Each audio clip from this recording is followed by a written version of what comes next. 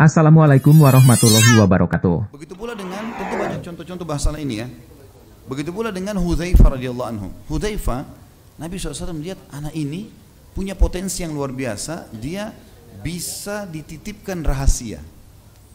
Kalau disampaikan sesuatu, jangan sampaikannya. Iya enggak, udah. Coba bandingkan, misal contoh kasus banyak diantara kita begitu ya. Temannya bilang, saya mau cerita sama kamu ya, tapi tolong jangan ceritain orang. Hah? Biasanya kan dia bilang iya, tapi nanti dia bilang lagi sama temannya, ada yang itu cerita, katanya jangan cerita orang. Ya. Tapi dia sekarang cerita, jadi kamu jangan cerita orang. Ya. Bagaimana caranya bisa dikatakan seperti ini? Orang kalau dikatakan menyimpan rahasia, teman-teman, rahasia, simpan. Memang sudah begitu. Dan itu potensi tidak semua orang miliki. Ada orang subhanallah kita korek apapun dia tidak bisa, dia tidak sampaikan. Dan itu ada pada diri Hudzaifah radhiyallahu anhu. Asal dia tahu ini kebenaran, dia berpegang. Kalau Rasulullah SAW bilang jangan disampaikan, jangan disampaikan. Sudah selesai. Dan sesuatu yang sangat penting berhubungan dengan Hudzaifah adalah beliau sangat mengetahui nama-nama ya, secara pribadi semua orang munafik di zaman Nabi SAW.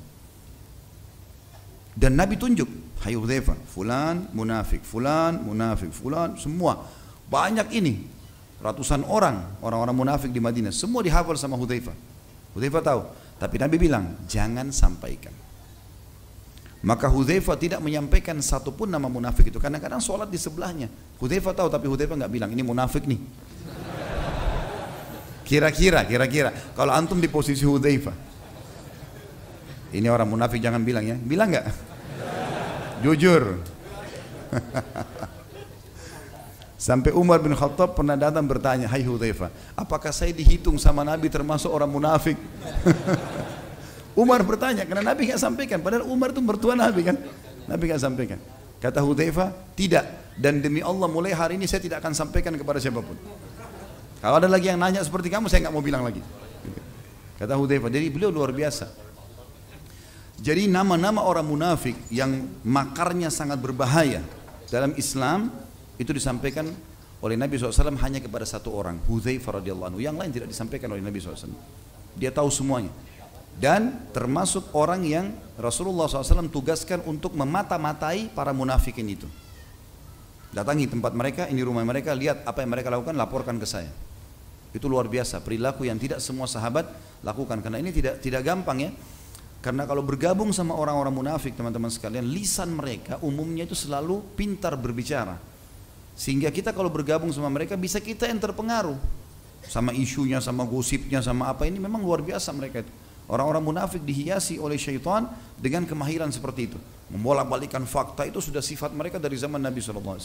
Itu bahaya sekali.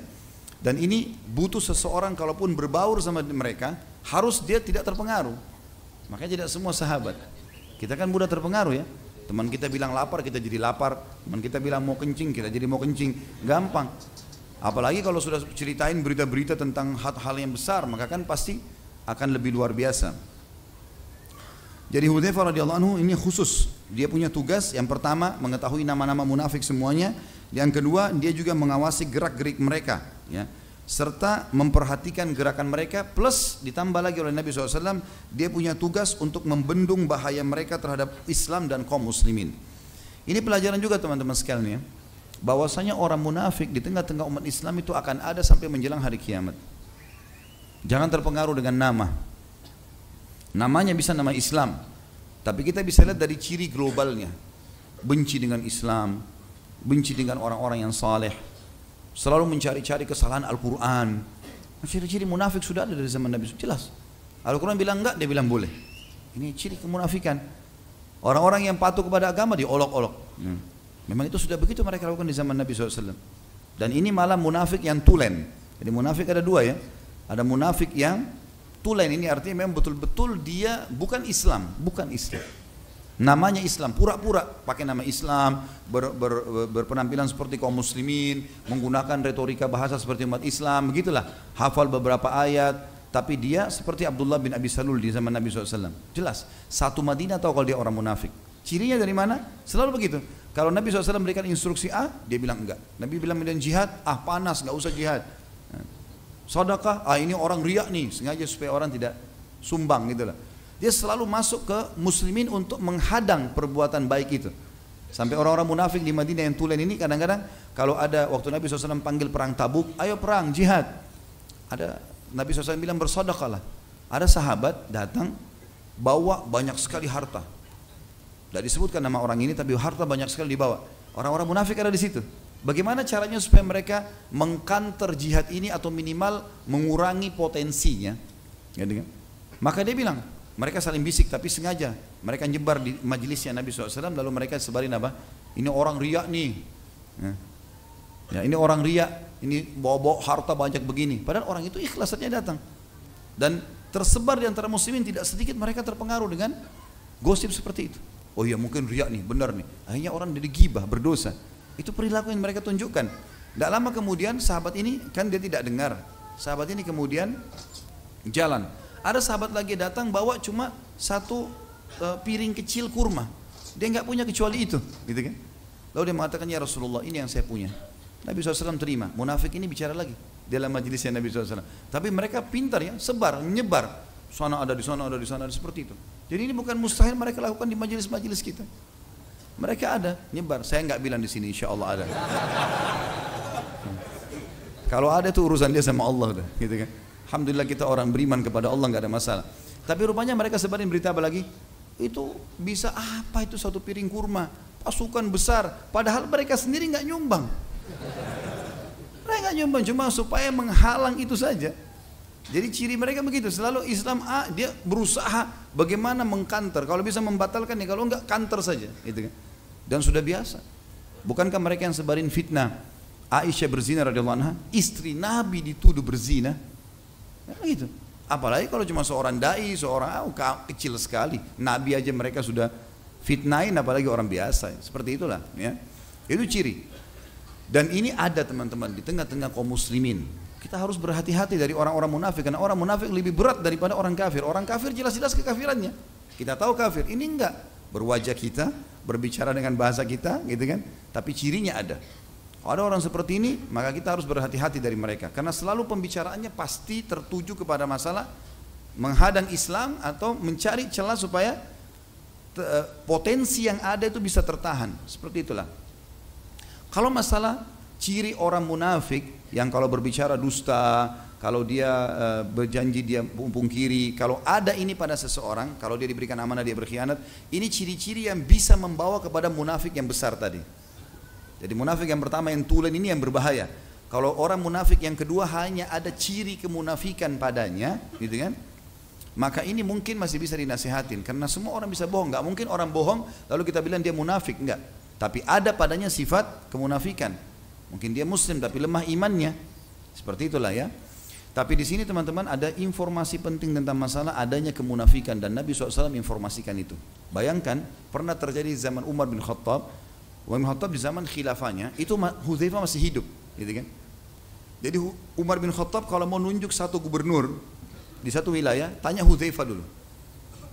Ini yang saya mau tunjuk fulan, munafik bukan? Karena dia tahu, gitu kan? Kebanyakan Hudzaifah tidak jawab. Hudzaifah tidak jawab. Setelah penobatan gubernur-gubernur ini, pernah satu kali Umar tanya, "Hai Hudzaifah, ada enggak di antara gubernur saya munafik?" Hidup dari zaman Nabi, tapi munafik yang benar. Kata Hudzaifah, ada satu orang. Kata Umar, siapa? Kata Hudzaifah, saya tidak mau bilang. Bukan urusan saya itu menyebutkan namanya.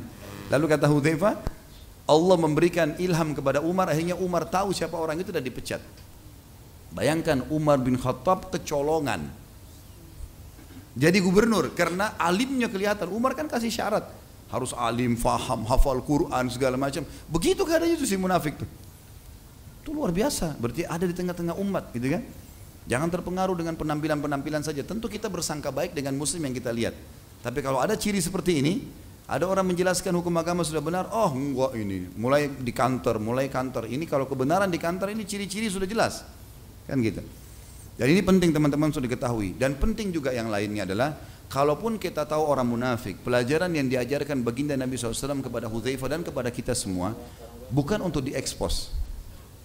Walaupun kita tahu, bukan berarti kita ekspos nih munafik nih begini-begini, enggak.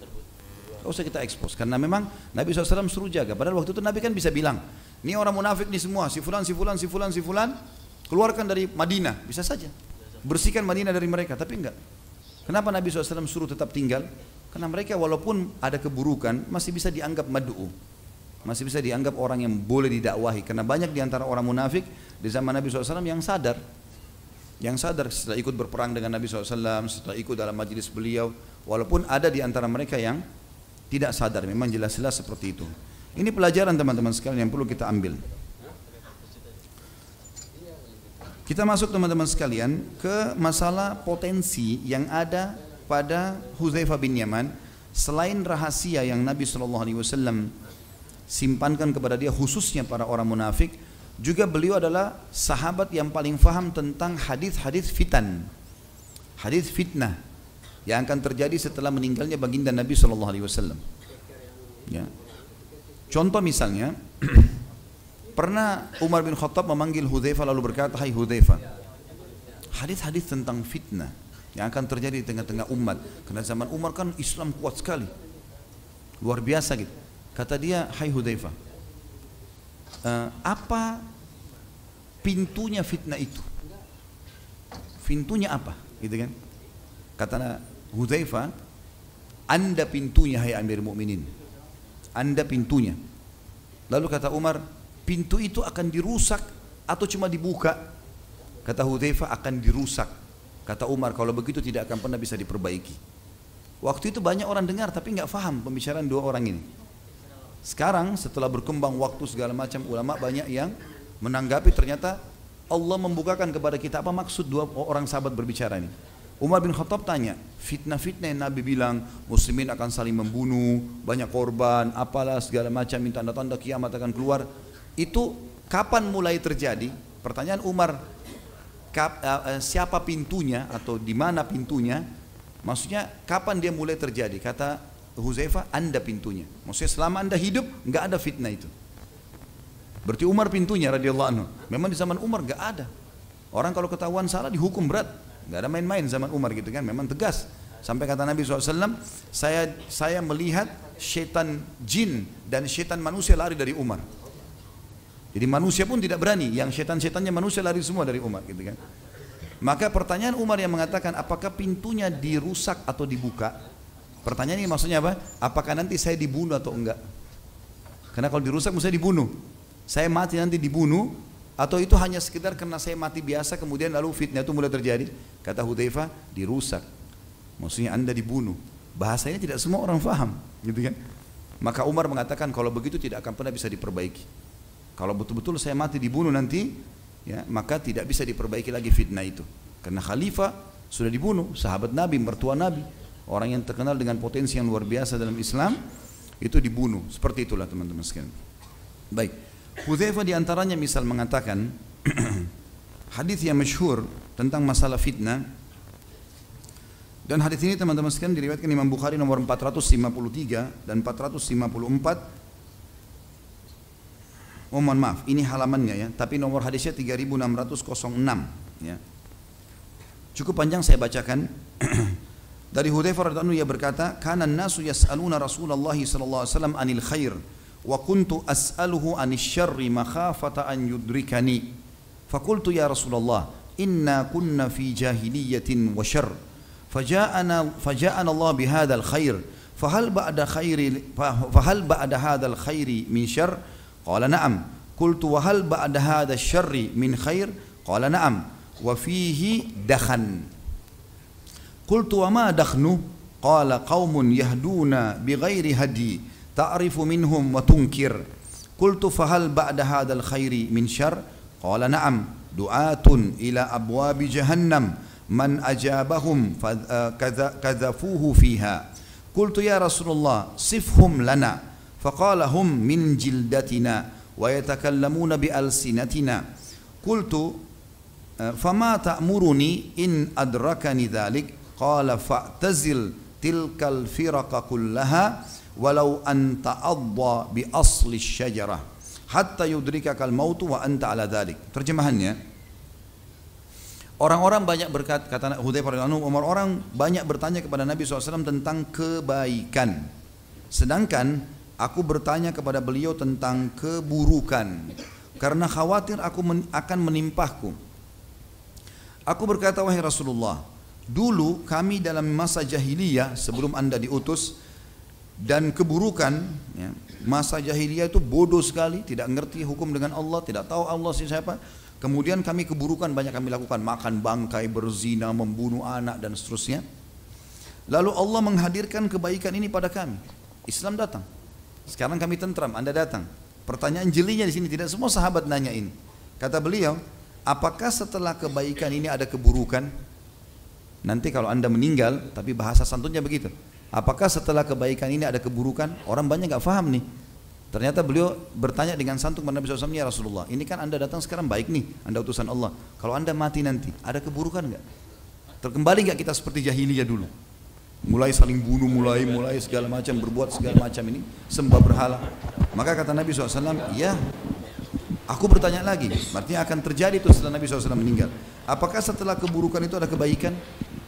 Kalau setelah terjadi nanti, apakah masih ada orang yang akan perbaiki keadaan supaya kembali kepada sunnah Anda? Beliau menjawab, iya. Namun di sana ada kabutnya. Jadi setelah terjadi fitnah, kemudian kembali lagi kebaikan. Lalu kata Nabi SAW, tapi pada saat itu ada kabutnya. Kata Hudzaifah, apa kabut itu ya Rasulullah? Beliau menjawab, suatu kaum yang mengambil selain petunjukku, engkau menerima dan mengingkari perbuatan mereka. Ya. Artinya ada orang yang mengaku Islam nanti, tapi mereka tidak mau ambil petunjuk dari aku. Ini sudah banyak untuk kita tahu dari perbuatan bidah-bidah yang terjadi. Mereka tidak mau, Rasulullah tidak kerjakan, pokoknya saya tidak mau tahu, saya mau kerjain, ya sudah. Ya. Seperti itulah kurang lebih yang mereka lakukan. Di sini kata Nabi SAW, kaum yang mengambil, kaum maksudnya dari kaum muslimin yang tidak ambil, ya, atau mengambil selain petunjukku, engkau menerima dan mengingkari perbuatan mereka. Kalau kau dalam keadaan sunnahku, kau akan memungkiri perbuatan mereka. Aku bertanya, apakah setelah kebaikan itu ada keburukan? Setelah saya nanti mengingkari keburukan mereka itu, kemudian kebaikan mulai lagi tersebar, apakah ada keburukan lagi setelahnya? Kata Nabi SAW, iya, akan tersebar para penyeru ke pintu-pintu Jahannam atau dai-dai yang memanggil kepada neraka Jahannam. Siapa yang menjawab seruan mereka, maka mereka akan melemparkan penyeru itu, apa yang ikut itu, ke dalam api neraka. Aku berkata, wahai Rasulullah, jelaskan ciri-ciri mereka kepada kami. Siapa yang dianggap oleh Nabi SAW itu dai-dai yang membawa kepada neraka Jahannam? Beliau bersabda, mereka dari kalangan kita. Sebagian ulama hadis mengatakan turunan Arab atau dari kalangan muslimin. Dan berbicara dengan bahasa kita, seperti cara-cara umat Islam berbicara. Aku bertanya, apa yang Anda perintahkan jika aku mendapati zaman itu? Maka beliau menjawab, hendaklah engkau berpegang kepada jamaah kaum muslimin dan imam mereka. Artinya ikuti mayoritas kaum muslimin, jangan ikut-ikutan dengan kelompok-kelompok ini. Aku bertanya, bagaimana jika mereka tidak mempunyai jamaah dan imam? Kalau seandainya saya mau ikut jemaah muslimin tapi tidak ada, mayoritasnya tidak ada, tidak terbentuk, tidak ada pemimpin yang memimpin mereka. Beliau menjawab, jauhi kelompok-kelompok tersebut semuanya, sekalipun engkau harus menggigit akar pohon sampai kematian menjemputmu, sementara engkau senantiasa demikian. Maksudnya adalah teman-teman sekalian tetap berpegang pada sunnahku, karena tadi kan dikatakan akan mengikuti selain petunjukku, itu cirinya. Maka kalau terjadi orang-orang yang jauh dari petunjuk baginda Nabi SAW, kita harus hindari semua kelompok-kelompok itu. Sebagian ulama yang mengatakan mereka adalah turunan Arab, munculnya di Jazirah Arab orang-orang yang akhirnya membawa pemahaman-pemahaman yang menghalalkan darah muslimin, ya, seperti sekarang banyak sekali, gitu kan? Mereka menghalalkan boleh membunuh sama umat Islam yang tidak sefaham dan segala macam, atau mengkafirkan, ya, tanpa ada hujjah atau argumentasi yang jelas. Ini semua termasuk dalam penyampaian tadi.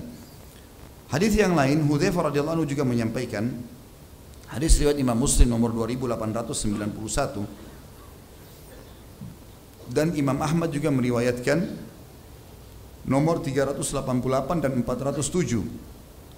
Hudzaifah radhiyallahu anhu berkata, wallahi inni la'alamun nasi bi kulli fitnatin hiya kainatun fima baini wa bainas sa'ah.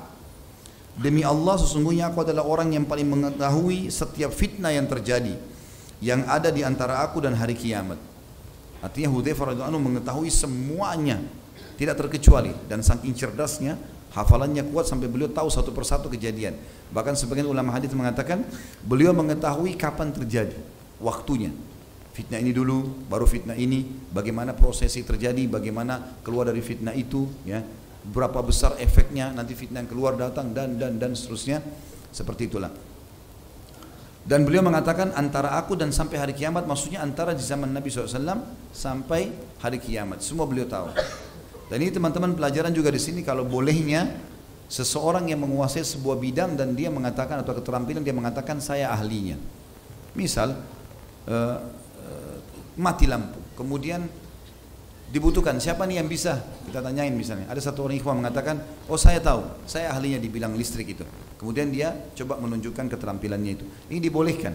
Seperti juga dalam peperangan Nabi SAW bertanya, kalau ada musuh yang mengajak duel, siapa yang mau duel? Maksudnya siapa yang punya keterampilan untuk ini? Tidak usah semuanya maju. Ada orang subhanallah berani pada saat rame-rame. Ada orang kalau sendiri nggak berani dia. Duel nggak berani gitu. Maka Nabi SAW tanya, siapa yang mau? Siapa yang punya keterampilan di sini?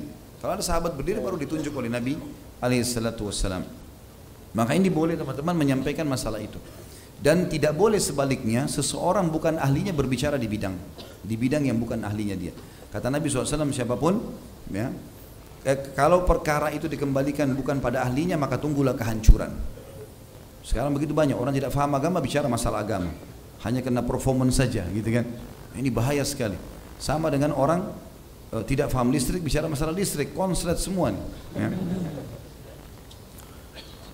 Kemudian hadis selanjutnya adalah hadis Nabi SAW dari Hudzaifah juga radhiyallahu anhu, dia berkata, riwayat Imam Bukhari nomor 433 dan Imam Muslim nomor 3891, qama fina Rasulullah maqama fahaddatsana bima huwa kainun ila qiyamis sa'ah fahafidhahu man hafidha wa nasiyahu man nasiya. Rasulullah SAW berdiri di hadapan kami dalam suatu kesempatan, lalu beliau menyampaikan kepada kami apa yang terjadi sampai hari kiamat. Maka di antara kami ada yang menghafalnya dan di antara kami ada yang melupakannya. Ya. Tentu Imam Adz-Dzahabi sini menanggapi, sebenarnya Imam Adz-Dzahabi mengatakan rahimahullah, pemilik kitab Al-Kabair yang juga sudah kita bahas bukunya, salah satu ulama hadis, beliau mengatakan dimaksud sini Nabi SAW berdiri sehari adalah Nabi sampaikan apa yang perlu disampaikan pada hari itu. Tapi bukan berarti semua kejadian yang akan terjadi secara berurut. Ya, kalau yang berurut ini Nabi SAW sampaikan khusus kepada Hudzaifah bin Yaman radhiyallahu anhum ajma'in. Dalam riwayat lain dari Za'zan, ya, rahimahullah salah satu tabi'in, bahwasanya Ali bin Abi Thalib ditanya tentang Hudzaifah radhiyallahu anhu, maka dia berkata, dia mengetahui orang-orang munafik dan bertanyalah kepadanya tentang perkara-perkara sulit, karena jika kalian bertanya kepadanya niscaya kalian akan mendapatinya sebagai orang yang berilmu. Ini kedudukan orang yang berilmu teman-teman sekalian, ya. Yang punya potensi kecerdasan ini penting diarahkan kepada agama. Hafal, belajar, ajarkan kepada umat ini, selamatkan umat dari masalah-masalah yang berbahaya. Kemudian Hudzaifah coba memberikan gambaran kepada kita juga pada saat ditanya satu waktu. Ini semua berhubungan dengan fitnah ya. Tapi ini khusus hadis tentang masalah munafik. Ditanya kepada beliau, apa kemunafikan itu? Satu orang tabi'in bertanya kepada Hudzaifah radhiyallahu anhu. Maka beliau mengatakan, engkau mengaku Islam tapi engkau tidak mengamalkannya. Ini menurut Hudzaifah. Ini definisi yang pekah sekali ya. Engkau mengaku Islam tapi engkau tidak mengamalkannya. Muslim tapi tidak sholat. Muslim tapi tidak puasa. Muslim tapi masih melanggar, buat-buat dosa. Ini beliau menganggap ini adalah munafik. Dan kita sudah tahu orang yang paling kenal munafik siapa? Hudzaifah. Berarti ini definisi yang sangat luar biasa dan kuat untuk dijadikan sebagai referensi tentunya.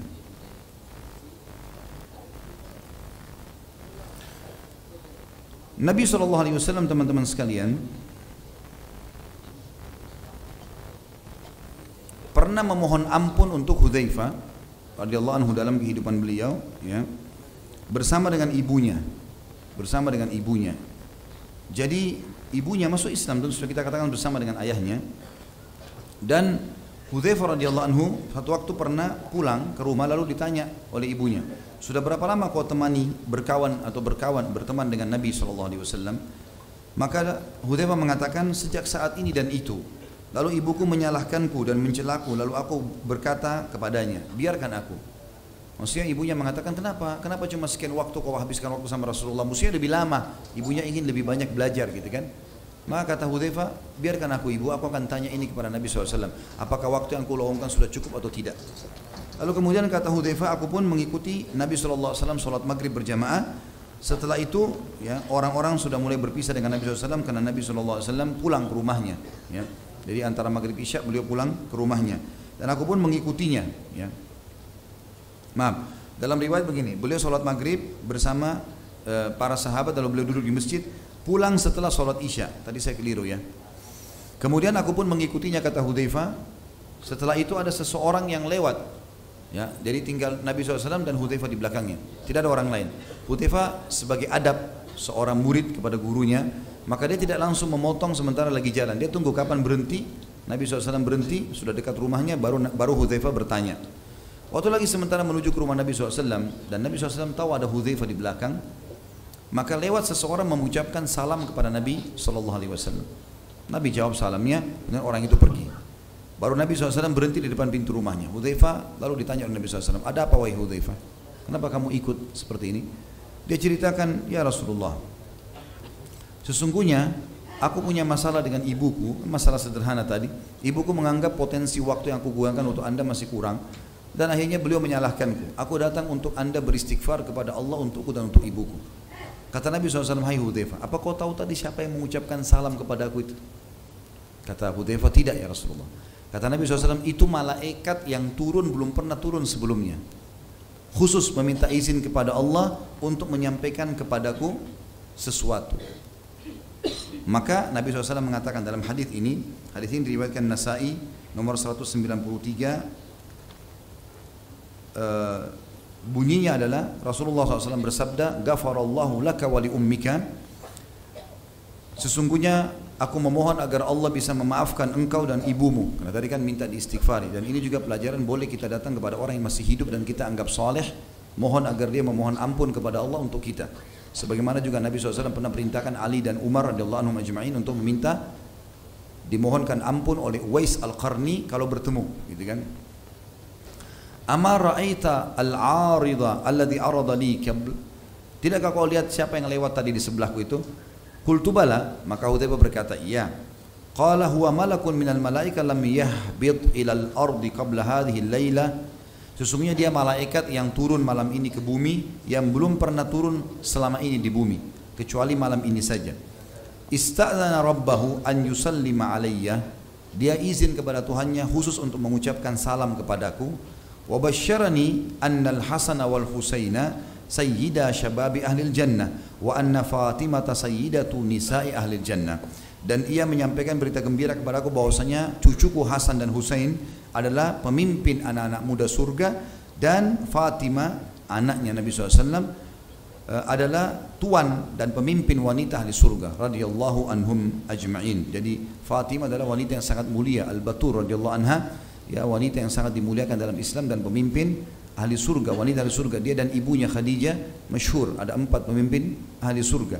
Kata Nabi SAW, 4 wanita ahli surga pemimpinnya, ya, ada Khadijah, ada Asia istrinya Fir'aun, ada Maryam, dan ada Fatimah. Ini utamaan tentunya. Di sini teman-teman sekalian adalah kita lihat bagaimana Nabi SAW memohon ampun untuknya, dan ini sebuah keutamaan sebenarnya. Hudzaifah termasuk orang yang sangat takut kepada Allah dalam keadaan rahasia maupun terang-terangan, dan dia tidak suka kalau seseorang bisa mengetahui amalnya. Sampai salah satu statement yang masyhur dia sebutkan, dia bilang, saya berharap bisa tidak dikenal oleh orang, ya, ada yang mengelola harta saya, dia punya usaha kebetulan, ada yang mengelola harta saya, kemudian saya masuk ke dalam rumah saya dan saya beribadah kepada Allah sementara tidak ada yang melihat saya sampai saya meninggal dunia. Artinya ingin merahasiakan ibadahnya. Hudzaifah radhiyallahu anhu, teman-teman, pernah menangis di dalam solatnya, lagi solat, diriwayatkan dari Al-A'mash rahimahullah. A'mash ini salah satu perawi hadis yang namanya Sulaiman bin Mahran rahimahullah. Beliau banyak meriwayatkan hadis, ya, termasuk dalam riwayat Bukhari. Beliau berkata, Hudzaifah pernah menangis dalam solatnya. Selesai solat dia menengok, ternyata dia melihat seseorang di belakangnya. Maka dia berkata kepada orang itu, tolong jangan beritahukan siapapun tentang hal ini. Maksudnya tentang tangisannya. Hudzaifah sempat tidak hadir teman-teman di perang Badr. Padahal beliau penduduk Madinah. Dan perang Badr perang mulia. Mestinya dia hadir tapi ada rahasianya. Disebutkan dalam riwayat teman-teman sekalian, dan riwayat ini riwayatkan Imam Muslim nomor 1778.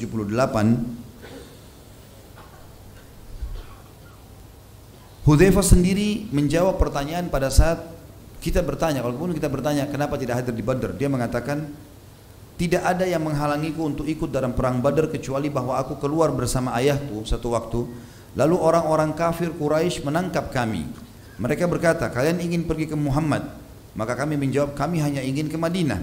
Maka mereka mengambil janji kami bahwa kami ingin Madinah dan tidak berperang bersama Nabi SAW. Kemudian aku mengatakan hal itu kepada Nabi SAW. Waktu saat tiba di Madinah, ternyata Nabi lagi bentuk pasukan untuk pergi menyerang kafilah Quraisy. Maka aku sampaikan kepada Nabi SAW, ya Rasulullah, tadi di jalan kami ketemu dengan Quraisy, kami ditawan dan kami diminta janji untuk tidak ikut berperang bersama anda. Maka apa kata Nabi SAW? Nafi bi ahdihim wa nasta'inu billahi alaihim.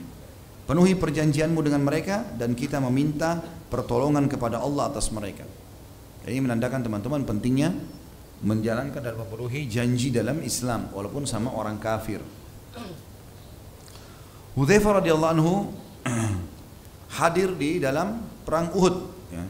Ini dihadiri oleh beliau, dan pada saat itu terjadi sesuatu yang sangat besar, yaitu terbunuhnya ayahnya Husail bin Jabir radhiyallahu anhu ajma'in. Ya. Tapi matinya itu terbunuh oleh pedang muslimin secara tidak sengaja. Jadi ceritanya begini, Husail bin Jabir ini ayahnya Hudzaifah sudah sangat tua.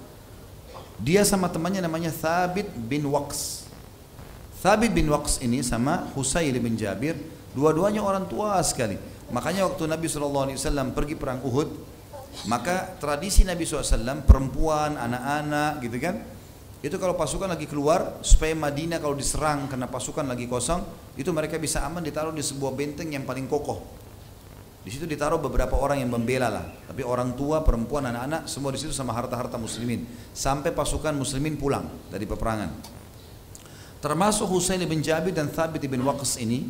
Husail ini adalah ayahnya Hudzaifah. Masuk dalam benteng, gitu. Masuk dalam benteng. Waktu mereka lagi duduk berdua ngobrol, terus tiba-tiba Husail bilang sama sahabatnya Thabit, umur kita tinggal berapa nih? Kita udah tua begini, gitu kan? Memang sudah tua, karena tua jadi tidak diajak berperang di Uhud oleh Nabi SAW. Kita sudah tua nih. Umur kita sisa berapa? Kalau kita tinggal di sini lalu kita mati di benteng, sungguh ini tidak ada nilainya. Lebih baik sekarang kamu sama saya ambil pedang, kita susul Nabi SAW ke Uhud. Thabit bilang, baiklah kalau gitu. Umur mereka waktu itu sudah 70 tahunan sekian ya. Ayo kalau gitu, sama-sama pakai baju perang, ambil pedang. 70 tahun ya muslimin, ya. Ini pergi berperang. Maka mereka jalan berdua. Karena pasukan muslimin waktu lagi diatur di kancah Uhud oleh Nabi SAW, sahabat saling tahu siapa yang pergi, walaupun jumlahnya banyak. Sudah lihat wajah, oh ini sama kalau kita sholat di masjid, ya orang sholat kita tahu yang saf di sana, orang lihat sebentar kita sudah tahu siapa di saf, kurang lebih ya secara umum. Jadi kalau ada orang baru datang, kita kalau tidak sempat lihat kita nggak tahu. Nah dua sahabat ini waktu masuk perang lagi berkecamuk, jadi muslimin tidak tahu ini pasukan kafir atau pasukan muslim, gitu kan? Si Thabit terbunuh di tangan orang-orang Quraisy, mati syahid. Tapi Husail enggak, ya, terbunuh di tangan muslimin. Jadi muslimin tidak tahu, dikira orang kafir, lalu ditebaslah. Waktu pas diserang oleh kaum muslimin, Hudzaifah sempat bilang, ayahku hai muslimin, ayahku, gitu kan. Tapi sudah terlanjur terbunuh, ya, terlanjur terbunuh karena mereka tidak tahu. Maka para sahabat yang sempat mengarahkan pedangnya mengatakan, demi Allah kami enggak mengenal ayahmu. Karena tadinya dia ikut perang, dia di benteng kan gitu. Tiba-tiba muncul di kancah peperangan, kita nggak tahu. Ditanyakanlah kasus ini kepada baginda Nabi SAW, maka Nabi SAW menyatakan kalau Husail mati syahid. Husail mati syahid radhiyallahu anhu. Ini satu hal yang luar biasa. Berarti teman-teman sekalian, kalau orang sudah niat ikhlas keluar ingin berjihad dan terbunuh oleh musuh, kalau dia ikhlas mati syahid. Kalau dia terbunuh misal tidak sengaja, orang lagi muslimin lagi menyerang, apalagi sekarang dengan senjata-senjata yang mutakhir ini, gitu kan? Mungkin peluru itu menyasar, mungkin kena. Mungkin yang bunuh kita adalah pelurunya muslim, kita tidak tahu. Mungkin ada teman dari belakang cukup jauh lalu meleset peluru tersebut bukan ke musuh, ke kita. Kalau ini memang tidak disengaja, kita yang mati syahid kalau sudah di medan perang asal ikhlas, yang membunuh tidak dihukum. Ini hukum syar'i. Dia tidak sengaja, kecuali dia sengaja membunuh seorang muslim.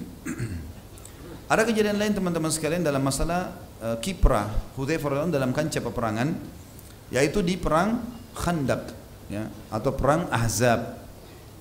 Sudah sering kita ceritakan peperangan ini teman-teman sekalian, tapi ada kisah yang unik di sini. Jadi setelah 45 hari dikepung Madinah oleh orang-orang Quraisy dan pasukan Ahzab. Ahzab kan jamak daripada hizib, yang berarti kelompok. Karena banyaknya suku-suku Arab dan orang Yahudi bergabung sampai 10.000 pasukan dipimpin oleh Abu Sufyan pada saat itu, maka dinamakan Ahzab. Allah namakan surah Ahzab, surah nomor 33, menceritakan masalah perang Ahzab atau perang Khandaq, parit yang dijelaskan dalam hadis, gitu kan. Kalau perang Ahzab disebutkan dalam Al-Quran, kalau perang Khandaq, istilah Khandaq digunakan di dalam hadis Nabi SAW. Yang jelas teman-teman sekalian, pada saat itu sudah dibuat parit, muslimin berhasil menahan serangan-serangan musuh, ya. Di zaman kisah Ali bin Abi Thalib sudah kita ceritakan, kisah juga Zubair bin Awam sudah kita jelaskan, ya, bagaimana peperangan-peperangan ini terjadi. Juga kisah Jabir bin Abdullah, masalah kisah makanan yang jadi banyak, pada saat itu sudah kita pernah jelaskan. Jadi kita masuk ke inti bahasan masalah Hudzaifah saja. Setelah 45 hari mengepung Madinah dan mereka tidak mampu sama sekali untuk masuk, maka ada satu orang pemimpin Quraisy namanya Naim bin Mas'ud. Naim ini entah bagaimana kuasa Allah, dia tadi orang keduanya Abu Sufyan, orang yang paling benci dengan Islam. Dia tiba-tiba memanah ke arah seberang parit muslimin, surat isinya, wahai Muhammad, jemputlah aku karena aku ingin masuk Islam. Maka Nabi SAW bilang kepada para sahabat, turunkan tangga buat dia, dari tali sama kayu, turunin di parit, dijemput malam hari. Orang-orang Quraisy tidak ada yang tahu, dia sendiri turun. Datang Naim bin Mas'ud, betul-betul dia masuk Islam, syahadat. Nabi SAW gembira, gitu kan. Ini pimpinan Quraisy, tidak ada apa-apa nih. Allah SWT utus dia datang, dan ini sebab kemenangan muslimin di perang Ahzab, salah satunya. Naim bin Mas'ud ini radhiyallahu anhu pada saat sudah masuk Islam, dia mengatakan, hai Muhammad, ya Rasulullah, dia mengatakan setelah masuk Islam. Tadinya sebelum masuk Islam, dia, hai Muhammad, saya mau syahadat. Lalu Nabi SAW syahadatkan. Lalu dia mengatakan, ya Rasulullah, setelah masuk Islam, utus saya, perintahkan apa saja. Apa saja. Ya. Kata Nabi SAW, kau satu orang, hai Naim. Saya nggak tahu harus suruh apa, tapi kalau kau bisa kacauin mereka, kacauin aja. Maka berdirilah. Naim mengatakan, baik, saya akan lakukan ya Rasulullah. Maka dia pun turun, dia langsung keluar. Ini kalau tidak salah pernah saya ceritakan, tapi saya review kembali. Kalau meja ini kita ibaratkan parit, ya, parit yang digali di Madinah, di pojoknya itu ada benteng suku Quraidah, suku orang Yahudi yang berkhianat kepada Nabi SAW. Tadinya punya kesepakatan damai, nggak boleh lolosin pasukan musuh masuk, tapi mereka berkhianat, gitu kan? Mereka mau lolosin masuk pasukan Ahzab.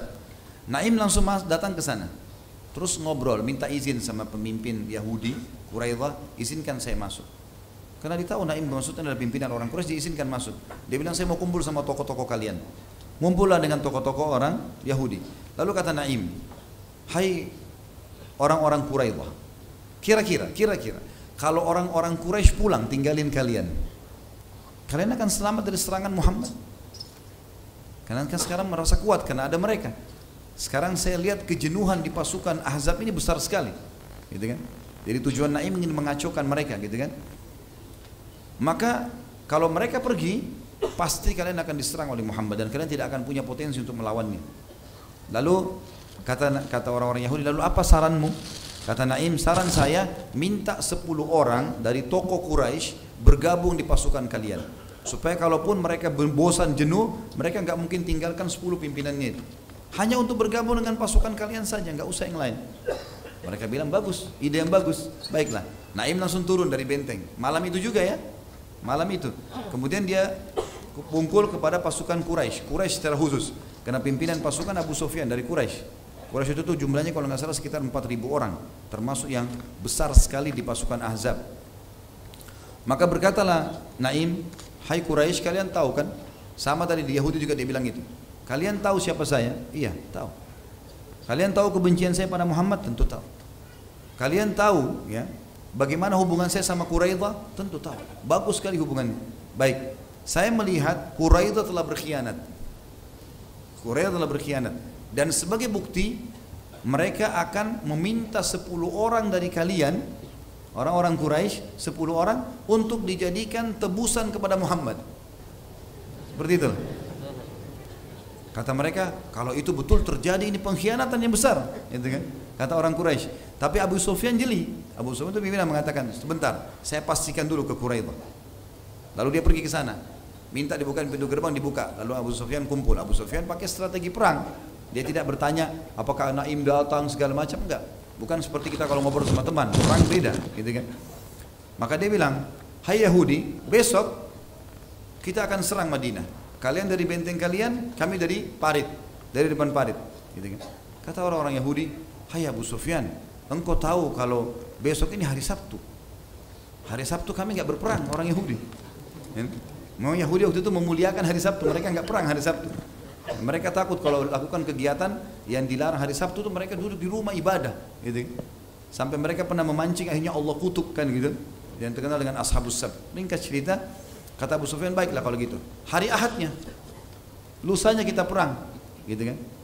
Kata orang Yahudi, boleh saja, tapi dengan syarat, kalian harus berikan 10 pimpinan kalian pada kami, supaya bersama pasukan kami. Kata Abu Sufyan, benar nih Naim. Benar nih Naim, gitu kan? Maka Abu Sufyan pulang. Malam itu juga pulang, kumpulin orang-orang, gitu kan?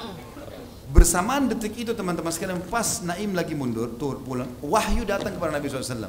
Kalau Naim berhasil mengacaukan mereka. Lagi dingin, gelap Madinah waktu itu, sudah 45 hari dikepung. Dan perlu kita tahu, hari kemarinnya, hari ke-44, Quraisy menyerang besar-besaran dari pagi sampai maghrib. Sampai para sahabat telat sholat asar. Nabi SAW aja sholat asar di waktu azan maghrib. Pada saat itu karena mereka buat pasukan kudanya itu di bagian depan parit, mukul-mukulin kaki kudanya supaya paritnya runtuh tanah gitu kan, supaya bisa diinjak. Dari belakang itu pasukan pemanah. Dan ini 10.000 orang, banyak sekali. Maka para sahabat tersibukkan sampai Umar mengatakan, ya Rasulullah, sungguh orang-orang kafir ini sudah merepotkan kami. Saya tidak sholat asar kecuali baru saja ini, sebelum azan maghrib. Kata Nabi SAW, hai Umar, saya belum sholat. Maka Nabi SAW sholat berjamaah dengan sahabat yang belum sholat pada saat itu, gitu kan? Seperti itulah. Yang jelas Nabi SAW waktu itu sahabat di malam itu lagi gelap, dingin luar biasa. Dan memang Madinah sangat dingin. Kami pernah rasakan di musim dingin pada saat kuliah di sana, luar biasa dinginnya, bisa sampai 5-4 derajat, dingin sekali. Yang jelas teman-teman sekalian, kata Nabi SAW kepada para sahabat, kan gelap nih. Nabi nggak suruh nyalain obor supaya musuh nggak tahu di mana posisi muslimin. Nabi cuma bilang, siapa yang bisa pergi nyebrang ke sebelah, ya, ke pasukan musuh dan membawakan informasi kepada saya dan dia akan menjadi rekanku di surga. Bukan cuma masuk surga, jadi partnernya Nabi di surga. Saking dinginnya, gelapnya, takutnya orang-orang, kata Hudzaifah, tidak ada yang bicara. Nggak ada yang bicara, satupun. Nabi ulangi lagi. Siapa yang mendatangkan informasi dari pasukan musuh kepadaku, dia akan jadi rekanku di surga. Nggak ada yang nyaut. 3 kali nggak ada yang nyaut. Ada 2 riwayat. Riwayat pertama, Nabi SAW mengatakan, Hudzaifah berdirilah. Hudzaifah dipanggil. Riwayat kedua, Nabi SAW lalu berjalan di sekitar sahabat. Kata Hudzaifah, waktu itu saya kedinginan, tidak punya penutup badan kecuali selimut istri saya yang kecil. Saya bawa ke tempat parit yang bisa menutupi cuma sampai lutut. Betis saya sampai kaki ini dingin sekali. Gitu kan? Tiba-tiba kaki Nabi SAW tersentuh di kaki saya. Lalu Nabi tanya, man, siapa ini? Kata Hudzaifah, Hudzaifah ya Rasulullah. Kata Nabi SAW, kum ya Hudzaifah. Berdiri kau sekarang, kau yang tugas gitu. Jadi akhirnya Hudzaifah bilang, saya pun berdiri, gitu kan? Berdiri, karena diperintahkan oleh Nabi SAW. Maka kata Nabi SAW, pergi ke sana hai Hudzaifah, ambil informasi dari mereka, tapi jangan lakukan apapun kecuali itu saja. Ambil informasi, apakah mereka akan bubar, tidak bubar, itu saja. Pulang ke sini. Jangan perang, jangan membunuh, jangan mengambil apapun. Pokoknya jangan apa-apa. Baiklah. Kata Hudzaifah, demi Allah waktu itu dingin luar biasa. seperti menusuk tulang-tulang. Tapi begitu saya mengiyakan, tiba-tiba badan saya jadi hangat. Saya seperti di dalam sebuah kotak yang panas, yang hangat gitu. Saya turun dari parit, saya naik ke atas, kemudian masuk ke pasukan musuh, gitu kan. Pada saat itu bersamaan Abu Sufyan balik dari tadi bentengnya Quraidah itu. Abu Sufyan di api unggunnya duduk, kemudian dia berkata kepada orang-orang, kumpullah hai pasukan, ya.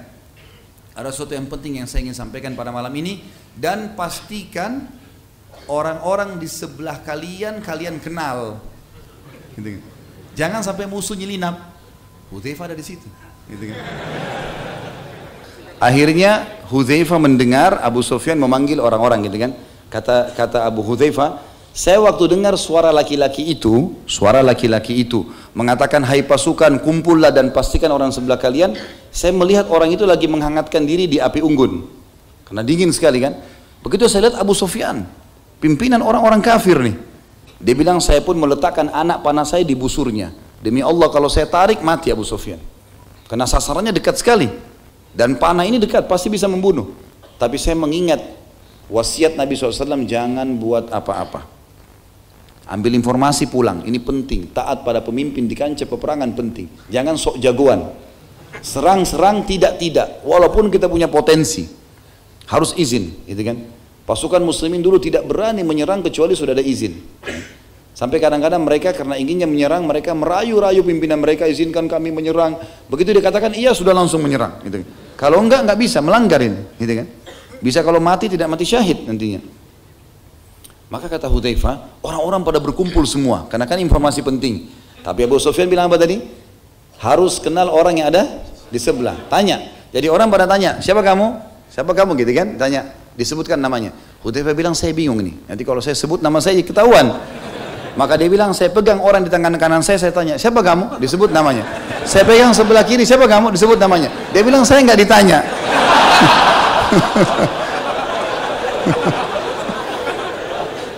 Ini kecerdasan. Sampai dia bilang, saya nggak ditanya akhirnya.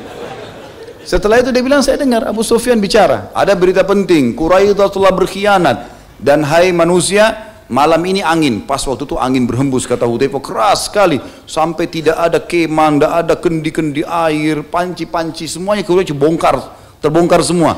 Kuda-kuda pada lepas dari talinya, gitu kan. Kata Abu Sufyan, Quraisy sudah berkhianat dan kalian lihat angin ini begini kencang. Tidak ada alasan untuk kita tinggal, maka saya perintahkan kalian pulang. Kata Hudzaifah, begitu dengar kata-kata pulang, ternyata memang kejenuhan di pasukan Quraisy, pasukan Ahzab sudah sangat besar. Mereka pun saling mengatakan, pulang, kita sudah dapat perintah. Maka mereka pun semua pulang pada malam itu. Kata Hudzaifah radhiyallahu anhu, saya pun pulang. Saya pun pulang, kemudian saya menyeberang Khandaq sampai masuk ke kemah Nabi SAW. Nabi SAW lagi sholat malam. Dia bilang, saking dinginnya, saya begitu masuk kemah, gitu kan, begitu masuk kemah, tadinya hangat, dingin itu kembali, hilang. Jadi tadi itu hangat cuma Allah kasih untuk mendatangi musuh saja, gitu kan. Dia bilang dingin sekali, tiba-tiba saya menggigil, kemudian saya duduk, menjongkok, gitu ya.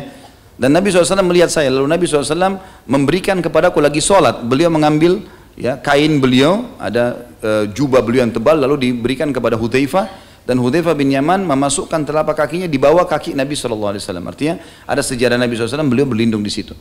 Sampai Nabi SAW selesai sholat, baru bertanya, ada apa hai Hudzaifah, informasi? Dia bilang, ya Rasulullah, seperti yang anda inginkan, bahwasanya memang Allah sudah membubarkan mereka. Kata Nabi SAW, alhamdulillah kalau begitu. Tidurlah, ya. Maka Hudzaifah pun tidur. Kata Hudzaifah, saya tidur nyenyak, gitu kan. Sampai saya tidak bangun kecuali Nabi datang dan menendang kaki saya sambil mengatakan, bangunlah wahai tukang tidur. Dan pada saat saya bangun, gitu kan, sholat subuh, kemudian saya melihat pasukan Ahzab sudah bubar. Tapi ini termasuk disebutkan oleh para ulama tentang bagaimana keberanian Hudzaifah radhiyallahu anhu untuk menyeberang ke musuh. Ini nggak gampang. Pasukan 10.000 orang, gitu kan. Dan dia menyelinap ke sana, ini nggak sembarangan. Tapi ini keberanian yang Allah Subhanahu wa ta'ala karuniakan kepada manusia terbaik ini. Beliau juga, teman-teman sekalian, pernah menjabat menjadi aparat pemerintahan, atau tepatnya gubernur, ya, di zaman Umar radhiyallahu anhu. Dan ini memang Umar bin Khattab sengaja menunjuk yang terbaik, ya, yang terbaik para gubernurnya, dan tidak ada yang kalah tentunya manusia terbaik ini, Hudzaifah radhiyallahu anhu. Dan pada saat beliau datang, beliau disambut sangat luar biasa dan beliau menjadi gubernur di Madain. Madain teman-teman sekalian adalah ibu kotanya Persia pada saat itu. Dan terkenal sekali kota ini sangat megah, punya peninggalan banyak, arsitektur yang mewah dan seterusnya lah. Dan itu ibu kotanya dulu. Nabi SAW sempat bersabda, segelintir dari sahabatku, ini menandakan sahabat yang akan membukanya. Dan ini benar di zaman Umar radhiyallahu anhu. Perang yang dipimpin oleh Sa'ad bin Abi Waqqas, waktu itu Hudzaifah juga ikut di situ. Maka Madain akan dibuka oleh segelintir dari sahabatku dan istana putihnya Kisra akan direbut. Istana putihnya Kisra akan direbut. Yang jelas teman-teman sekalian pada saat itu setelah direbut takluk, Madain butuh seorang gubernur yang kuat. Karena itu tadinya penyembah api, ya. Maka diutuslah oleh Umar bin Khattab Hudzaifah radhiyallahu anhu menjadi gubernur di sana. Dan Hudzaifah rahimahullah pada saat datang ke sana, ke Madinah, beliau menggunakan keledainya dan beliau membawa bekal makanannya dari uangnya sendiri. Ada sebagian roti, beberapa potong roti dan potongan daging, ya. Potongan daging yang biasanya mereka sudah bakar, lalu kemudian dibungkus dengan kain, lalu diletakkan di tas sebagai bekal. Belum ada alat-alat penyimpanan kayak kita sekarang. Waktu mau masuk Madain, beliau sambil makan makanan tersebut dan didatangi oleh orang-orang Madain, lalu mereka mengatakan ini adalah orang yang besar, seorang sahabat Rasulullah SAW. Lalu beliau menolak untuk dijamu besar-besaran. Waktu ditanya sama orang Madain, orang muslimin di sana, apa yang anda minta dari kami? Kata Hudzaifah sederhana, siapkan makanan, aku bisa makan tiap hari, dan makanan buat keledaiku. Yang lain aku tidak butuh. Masalah tempat tinggal segala macam bisa di masjid, gak perlu, gitu kan. Lalu beliau memimpin sampai beberapa saat, lalu Umar bin Khattab memanggilnya, suruh pulang. Waktu dia tiba di Madinah, Umar bin Khattab sengaja sembunyi di salah satu rumah penduduk Madinah di dekat pintu gerbang untuk melihat keadaan Hudzaifah. Setelah dia jadi pemimpin gubernur sekian lama, tidak disebutkan itu berapa tahunnya, apakah dia berubah atau enggak? Ya, ternyata dia datang dengan keledai yang sama, dengan baju yang sama, dan juga tas makanan yang sama. Maka Hudzaifah pun, Umar pun keluar lalu memeluknya sambil mengatakan, engkau saudaraku di jalan Allah. Gitu. Artinya ini potensi yang luar biasa yang mestinya dijaga oleh kaum muslimin yang mendapatkan amanah kepemimpinan. Beliau juga punya kiprah-kiprah lain dalam jihad, karena beliau ini punya jihad teman-teman di zaman Nabi SAW, di zaman Abu Bakar, di zaman Umar, kiprahnya luar biasa. Gitu kan. Salah satu peperangan yang sangat besar, sebelumnya ada juga setelah dia menjadi pemimpin di Madain, gubernur, ada satu kejadian besar juga teman-teman sekalian, tiba-tiba tidak tahu kenapa, hikmah dari Allah SWT, Madain ini membuat pasukan muslimin dari Jazirah Arab, orang-orang Arab yang datang dari kalangan sahabat dan tabi'in ke sana, itu tiba-tiba kena penyakit. Penyakitnya mereka tiba-tiba tubuhnya merasa lemas, mereka tidak bisa beraktivitas, ya. Banyak di antara mereka yang kena penyakit di kulitnya, ada masalah, dan yang kena cuma muslimin, gitu kan. Maka dikirimlah informasi ini kepada Umar bin Khattab, kira-kira apa solusinya? Kata Umar, utus Hudzaifah, suruh dia cari tempat. Maka kelilinglah Hudzaifah radhiyallahu anhu, muter-muter sampai mendapatkan sebuah wilayah yang bergabung antara pepohonan dengan padang pasir. Maka kata Hudzaifah, ini tempat yang tepat. Kita akan bangun kota di sini. Maka dibangunlah kota Kufah namanya. Kalau sekarang di Irak ada kota besar namanya kota Kufah, itu dibangun oleh Hudzaifah radhiyallahu anhu untuk menyelamatkan muslimin. Dan ternyata betul, feelingnya dia sangat luar biasa. Dibawalah seluruh muslimin yang orang-orang Arab tadi, sahabat dan tabi'in ini, pergi ke situ karena lingkungannya lingkungan padang pasir, maka mereka kembali sembuh. Dan ini juga sebuah pelajaran teman-teman sekalian. Memang Allah SWT membuat kita lahir di sebuah tempat, berarti memang kita paling cocok di situ. Kayak memang kita lahir di Indonesia, orang lahir di Jazirah Arab, orang lahir di Afrika, memang sudah alamnya. Makanya kita kalau pindah biasanya ada adaptasi, kadang-kadang ada penyakit. Ini terjadi di zaman itu. Dan ternyata para sahabat ini, pada saat mereka tinggal di wilayah padang pasir yang mereka terbiasa dari kecil, itu membuat mereka malah sembuh semua penyakitnya. Dan ini kiprah yang diberikan oleh Hudzaifah radhiyallahu anhum. Beliau juga termasuk orang yang punya kiprah besar sekali untuk membebaskan beberapa wilayah di wilayah Rusia, ya. Melanjutkan pembebasan wilayah-wilayah Persia dari orang-orang Persia ini seperti Hamadan, Ar-Ray, Ad-Dinaur, ya. Dan yang paling masyhur ada perang namanya perang Nahawan. Perang Nahawan ini termasuk perang yang sangat besar teman-teman sekalian. Orang Persia waktu itu jumlahnya 150.000 orang. 150.000 orang melawan muslimin 30.000 orang. Pada saat itu teman-teman sekalian, Umar bin Khattab ya, menulis surat dengan mengatakan dengan nama Allah yang Maha Pengasih lagi Maha Penyayang dari hamba Umar Amir Mukminin kepada An-Nu'man ibn Muqarrin. Nu'man ibn Muqarrin ini pada saat itu panglima perang.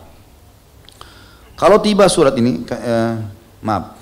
Assalamu alayka, ya, keselamatan untukmu. Sesungguhnya aku memuji Allah kepadamu yang tidak ada ilah yang berhak diibadahi dengan benar selain Dia. Amma ba'd, lalu selanjutnya, aku mendengar bahwasanya orang-orang ajam dalam jumlah yang sangat besar telah berkumpul untuk memerangi kalian di kota Nahawan.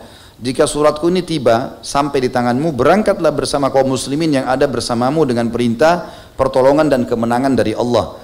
Jangan membawa mereka ke tempat yang menakutkan karena akan menyakiti mereka. Jangan menahan hak mereka karena itu berarti engkau membuat mereka ingkar, dan jangan membawa mereka masuk hutan. Seseorang muslim lebih aku sukai daripada 100.000 dinar. Wassalamu alaika, ya. Berangkatlah ke arah yang semestinya sehingga engkau tiba di wilayah Al-Ma'ah, nama sebuah tempat. Kata Umar, aku telah menulis surat kepada penduduk Kufah agar mereka berangkat dan bertemu denganmu di sana. Jika pasukanmu telah berkumpul, berangkatlah ke Al-Fairuzan, dan siapapun dari orang-orang Ajam atau orang Persia dan selain mereka yang bergabung dengannya, mohonlah kemenangan kepada Allah dan perbanyak ucapkan la haula wa la quwata illa billah. Ini dulu potongan suratnya Umar kita bahas, teman-teman. Ini termasuk surat penting yang ulama jadikan tolok ukur untuk setiap panglima perang menasehati orang-orang, atau setiap pemimpin wilayah menasehati panglima perangnya. Jadi harus perintahnya seperti ini, ya. Pasukan muslimin tidak boleh dibawa ke tempat yang menakutkan. Pasukan muslimin tidak boleh dimasukkan ke dalam hutan, kecuali memang dasarnya itu hutan, tempat yang tertutup sehingga tidak tahu mana yang dibunuh, gitu kan. Dan jangan juga sampai mengambil hak mereka, misalnya tidak dikasih makan, tidak dikasih minum, tidak dikasih waktu istirahat. Ini semua tidak boleh, ya. Seperti itulah gambarannya. Dan selalu perbanyak kalimat la haula wa la quwata illa billah, lawan mereka dengan cara seperti itu. Lalu Umar juga menulis surat ke gubernur Kufah pada saat itu agar menyiapkan pasukan menuju ke Nahawan dan dipimpin oleh Hudzaifah bin Yaman. Lalu Umar menggabungkan antara dua sahabat ini, Nu'man ibn Muqarrin. Umar tunjuk sebagai panglima perang. Kemudian kalau Nu'man ibn Muqarrin meninggal radhiyallahu anhu, maka digantikan oleh Hudzaifah bin Yaman. Berkecamuklah peperangan yang sangat dahsyat pada saat itu, teman-teman sekalian. Sampai muslimin 30.000 ini seperti dibahasakan dalam buku-buku sejarah, ya, termasuk buku kita menyebutkan seperti burung alap-alap yang berkibar menangkap mangsanya. Artinya burung-burung yang memang pemangsa yang menerkam dan mencengkram mangsa-mangsanya, sehingga tidak ada yang bisa melawan. Dan darah banyak sekali bertumpah pada saat itu di perang Nahawan, dan orang-orang Persia tidak bisa melupakan peperangan ini karena pada saat itu penuh dengan darah. Saking penuhnya sampai banyak kuda muslimin yang terpeleset karena banyaknya darah, termasuk Nu'man sendiri radhiyallahu anhu terpeleset dari kudanya, kemudian jatuh dan akhirnya kena panahnya musuh dan mati syahid. Adiknya namanya Suwaid bin Nu'aim. Ini adiknya Nu'man ibn Muqarrin. Dia tidak mau kakaknya ketahuan mati, nanti muslimin jadi goyah, gitu kan. Maka dia mengambil bendera dari tangan kakaknya yang sudah jatuh, lalu dia melemparkan kepada Hudzaifah bin Yaman sambil berkata, kita rahasiakan ini agar muslimin tidak terganggu. Maka Hudzaifah pun akhirnya mengangkat bendera tersebut lalu kemudian berperang sampai Allah Subhanahu wa taala berhasil memenangkan pasukan muslimin. 150.000 dari pasukan kafir itu, 30.000 mati di kancah peperangan karena duel dengan muslimin. 100.000 mati subhanallah masuk dalam jerat mereka sendiri. Perang Nahawan terkenal, orang-orang Persia karena tidak mau lari dari kancah peperangan, jadi benteng mereka, di depan benteng mereka buat seperti parit. Parit itu ditaruh tombak-tombak runcing penuh sekali supaya pasukan tidak ada yang berani pulang, tidak ada yang berani pergi. Jadi mereka kalau balik pasti harus lewat itu dan kena, nggak bisa, kecuali ada jembatan pun dia dari benteng, ya, dibuka. Maka akhirnya 100.000 orang ini mereka kena terpukul mundur, mereka pada jatuh dan mereka saling ikat rantai satu sama yang lain sehingga tidak bisa lari, kan gitu. Satu jatuh tertarik semua, 100.000 orang mati di situ. Disebutkan dalam buku sejarah dari kaum orang-orang musyrik ini. Maka pada saat itu muslimin akhirnya berhasil memenangkan peperangan di Nahawan, dan itu disebabkan karena perilaku Hudzaifah radhiyallahu anhu yang memimpin peperangan pada saat itu.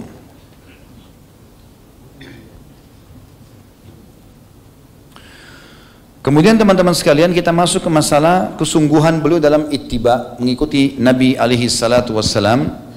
Dan beliau punya pesan-pesannya. Kalau dalam buku kita diangkat beberapa poin. Yang pertama adalah beliau menyampaikan dalam sebuah riwayat yang sahih, ya ma'syaral qurra uslukut tariq fala in salaktumuha laqad sabaqtum sabqan ba'ida wala in akhadtum yaminan wa shimalan laqad dalaltum dalalan ba'ida. Wahai para pembaca Al-Quran dan penghafalnya, berjalanlah di atas jalan yang lurus. Sudah pilih jalan itu, jangan sampai kalian buat kemaksiatan. Karena jika kalian berjalan di atas jalan yang lurus itu, niscaya kalian pasti akan menjadi orang yang utama, mendahului orang-orang yang lain. Tapi kalau kalian jalan dengan jalan yang lain, berbengkok, hafal Quran tapi masih buat maksiat dan seterusnya, maka kalian akan tersesat dengan sesat yang sangat jauh. Dan ini sebuah wasiat yang sangat mulia. Bagaimana Hudzaifah radhiyallahu anhu menyampaikan ini, dan ini pesan dari Nabi SAW yang beliau fahami. Kemudian dalam kejadian yang lain beliau juga menyampaikan tentang masalah zakat. Hudzaifah berkata radhiyallahu anhu, dua perkara yang paling aku takutkan atas manusia. Ya. Maksudnya ini pensucian jiwa ya. Mereka mementingkan apa yang mereka lihat daripada apa yang mereka ketahui, dan yang kedua mereka tersesat sedangkan mereka tidak menyadarinya. Jadi ini wasiat tentang tazkiyatun nufus ya, pensucian jiwa, bukan masalah zakat. Maaf tadi saya salah, tapi tazkiyatun nufus ya di sini. Hudzaifah mengingatkan kepada kita agar jiwa kita bersih dan suci. Beliau mengatakan dua perkara yang paling aku takutkan atas manusia sehingga jiwa mereka tidak suci lagi. Yang pertama, kaum muslimin mereka mementingkan apa yang mereka lihat atas apa yang mereka ketahui. Jadi mereka lihat sesuatu, mereka langsung menyambil sebuah hukum tanpa harus menanyakan benar atau tidaknya. Yang kedua, mereka tersesat sedangkan mereka tidak menyadarinya. Ini sebuah wasiat yang penting bagi seorang muslim untuk memahaminya. Selanjutnya juga beliau mengingatkan, dan ini luar biasa, pesan yang luar biasa ya, tentang masalah bahayanya bid'ah. Hudzaifah radhiyallahu anhu yang terkenal sahabat yang mengetahui rahasia Nabi SAW dan paling tahu tentang masalah fitnah-fitnah yang terjadi, apa yang beliau katakan. Satu hari beliau pernah mengambil batu, dua batu besar yang bisa digenggam dengan dua telapak tangan, yang satu di kanan-kanan, tangan satu tangan kiri. Dan batu ini batu pecahan. Maka beliau mempertemukan keduanya, sehingga pertemuan antara dua batu ini kan ada celah-celah. Di situ ada cahaya yang bisa tembus, tapi kecil sekali kan cahayanya. Apa kata beliau setelah itu? Apakah kalian melihat cahaya yang ada di celah antara dua batu ini? Maka orang-orang yang di sekitar Hudzaifah mengatakan, para tabi'in, tentu wahai Abu Abdullah, tentu wahai ayahnya Abdullah, kami hanya melihat sedikit cahaya di antara keduanya. Ada cahaya tapi sedikit saja, karena celahnya itu kecil-kecil. Hudzaifah berkata, demi zat, perhatikan Hudzaifah bersumpah radhiyallahu anhu, bagi yang beriman kepada Rasulullah SAW dan risalahnya, dan tahu Hudzaifah adalah sahabat pilihan Nabi SAW, perhatikan. Beliau mengatakan, demi zat yang jiwaku ada di tangannya, bid'ah, ini perkataan Hudzaifah, akan bermunculan sehingga yang terlihat dari kebenaran hanya seperti cahaya di antara kedua batu itu. Ini dari dulu Hudzaifah sudah sampaikan teman-teman. Ya, jadi bukan main-main, ini bid'ah berarti sudah dari para sahabat sudah paham dan ingatkan. Nanti di akhir zaman ada waktu di mana perkara-perkara bid'ah akan bermunculan sehingga yang terlihat dari kebenaran sunnah hanyalah seperti cahaya di antara kedua batu ini saja. Demi Allah, kata beliau, bid'ah akan menyebar sampai-sampai jika sebagian dari bid'ah itu ditinggalkan, orang-orang malah berkata sunnah telah ditinggalkan. Subhanallah, ini punya wasiat yang luar biasa teman-teman sekalian. Jelas bid'ah lawannya sunnah, gitu kan? Dan orang di akhir zaman seperti kita sekarang malah bid'ah dianggap sebagai sunnah. Bahkan kalau ditinggalkan orang bilang itu sunnah, ditinggalkan. Kalau kita ingatkan malah kita yang diserang, gitu kan? Seakan-akan kitanya yang keliru. Padahal kita mengajak pada kemurnian ajaran baginda Nabi SAW, dan ini wasiat yang sangat luar biasa. Kemudian juga wasiat Hudzaifah radhiyallahu anhu yang mulia tentang masalah fitnah. Beliau mengatakan perkara pertama yang hilang dari agama ini adalah amanah, dan perkara terakhir yang hilang adalah solat. Tali simpul Islam akan terurai satu demi satu. Wanita-wanita kalian akan digauli sedangkan mereka dalam keadaan haid. Artinya beliau menceritakan nanti akan muncul nih semua di akhir-akhir zaman perkara-perkara agama. Dari agama kalian yang pertama diangkat adalah amanah. Umat Islam sudah tidak perlu peduli lagi apakah ini amanah atau tidak. Dia berkhianat di kantornya, di kerjanya, di rumah tangganya, adalah hal yang biasa. Dan perkara terakhir yang diangkat nanti tidak ada lagi orang kerjakan, baru terjadi kiamat, adalah solat. Dan ini kita tahu tanda-tanda hari kiamat, nanti orang-orang yang baik akan dimatikan oleh Allah, tertinggal orang-orang yang buruk saja, yang tidak pernah mengenal mana baik dan mana mungkar. Tali simpul Islam akan terurai satu demi satu, artinya hukum-hukum Islam akan dianggap remeh satu persatu, ditinggalkan pelan-pelan, termasuk sampai ke masalah kecil. Wanita-wanita haid tidak boleh digauli di kemaluannya, tapi akan digauli pada zaman itu.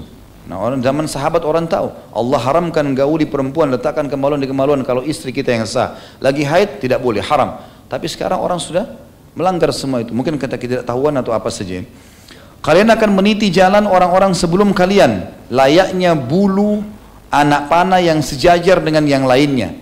Kalian pasti nanti di akhir zaman akan ikuti kaum orang-orang kafir, sampai seperti ibaratnya bulu anak panah yang ditaruh di anak panah di paling ujung, itu akan sejajar semuanya. Artinya kalian semua orang kafir akan sama pada saat itu. Kata beliau apa? Kalian ya layaknya satu sandal yang seiring dengan sandal yang lain. Artinya sudah sulit dibedakan mana muslim, mana kafir. Pakaiannya, kendaraannya, ngomongannya, pekerjaannya, semuanya. Kalian tidak melenceng dari jalan-jalan mereka, dan jalan-jalan mereka juga tidak melenceng dari kalian. Jadi hampir sama semua pola hidupnya. Hingga tersisa nanti ya, dua kelompok dari banyak kelompok ya.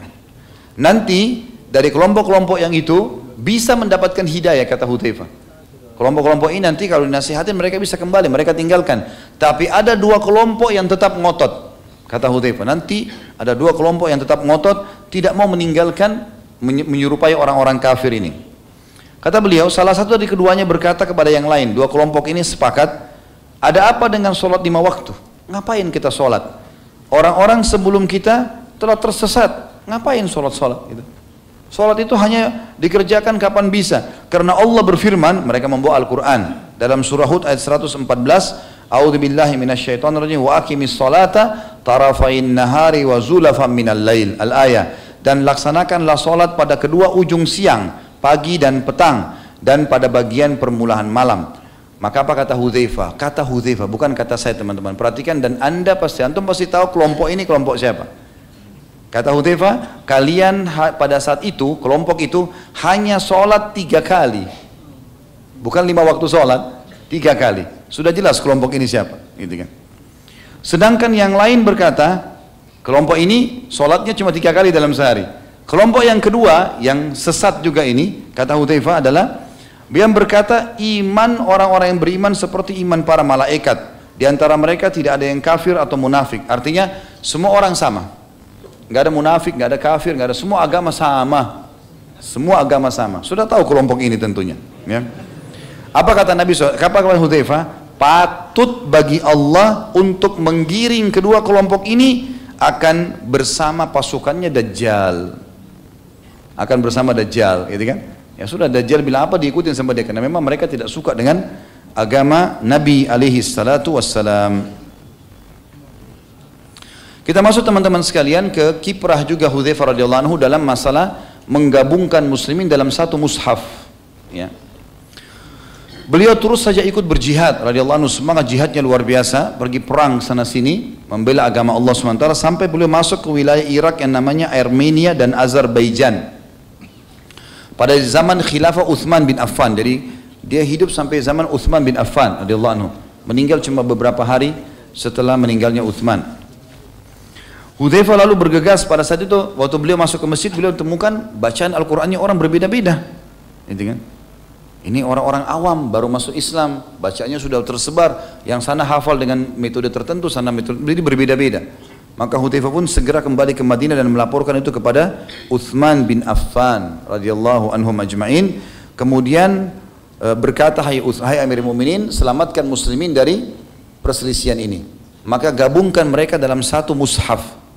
Harus ada satu mushaf, itu istilahnya lembaran-lembaran dari zaman itu dari kulit ya, kalau kita sekarang kertas, kumpulkan dengan satu metode baca, sehingga tidak ada perselisihan, apalagi orang-orang awam ini.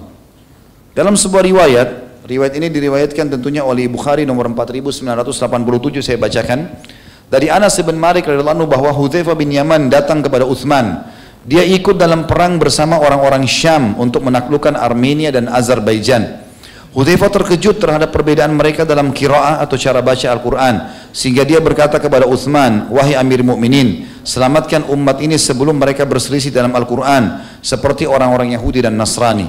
Maka Utsman bin Affan mengirim orang menemui Hafsah radhiyallahu anha ummul mukminin, anaknya Umar bin Khattab yang merupakan salah satu dari istri baginda Nabi alaihi salatu wassalam, karena Hafsah menyimpan Al-Quran yang waktu itu ditulis di pelapa-pelapa kurma, di tulang-tulang unta, ya, di kulit, di batu, itu disimpan di rumahnya Hafsah. Maka Utsman bin Affan kirim kepada Hafsah agar mushaf itu, semua Quran yang berserakan itu didatangkan kepada beliau.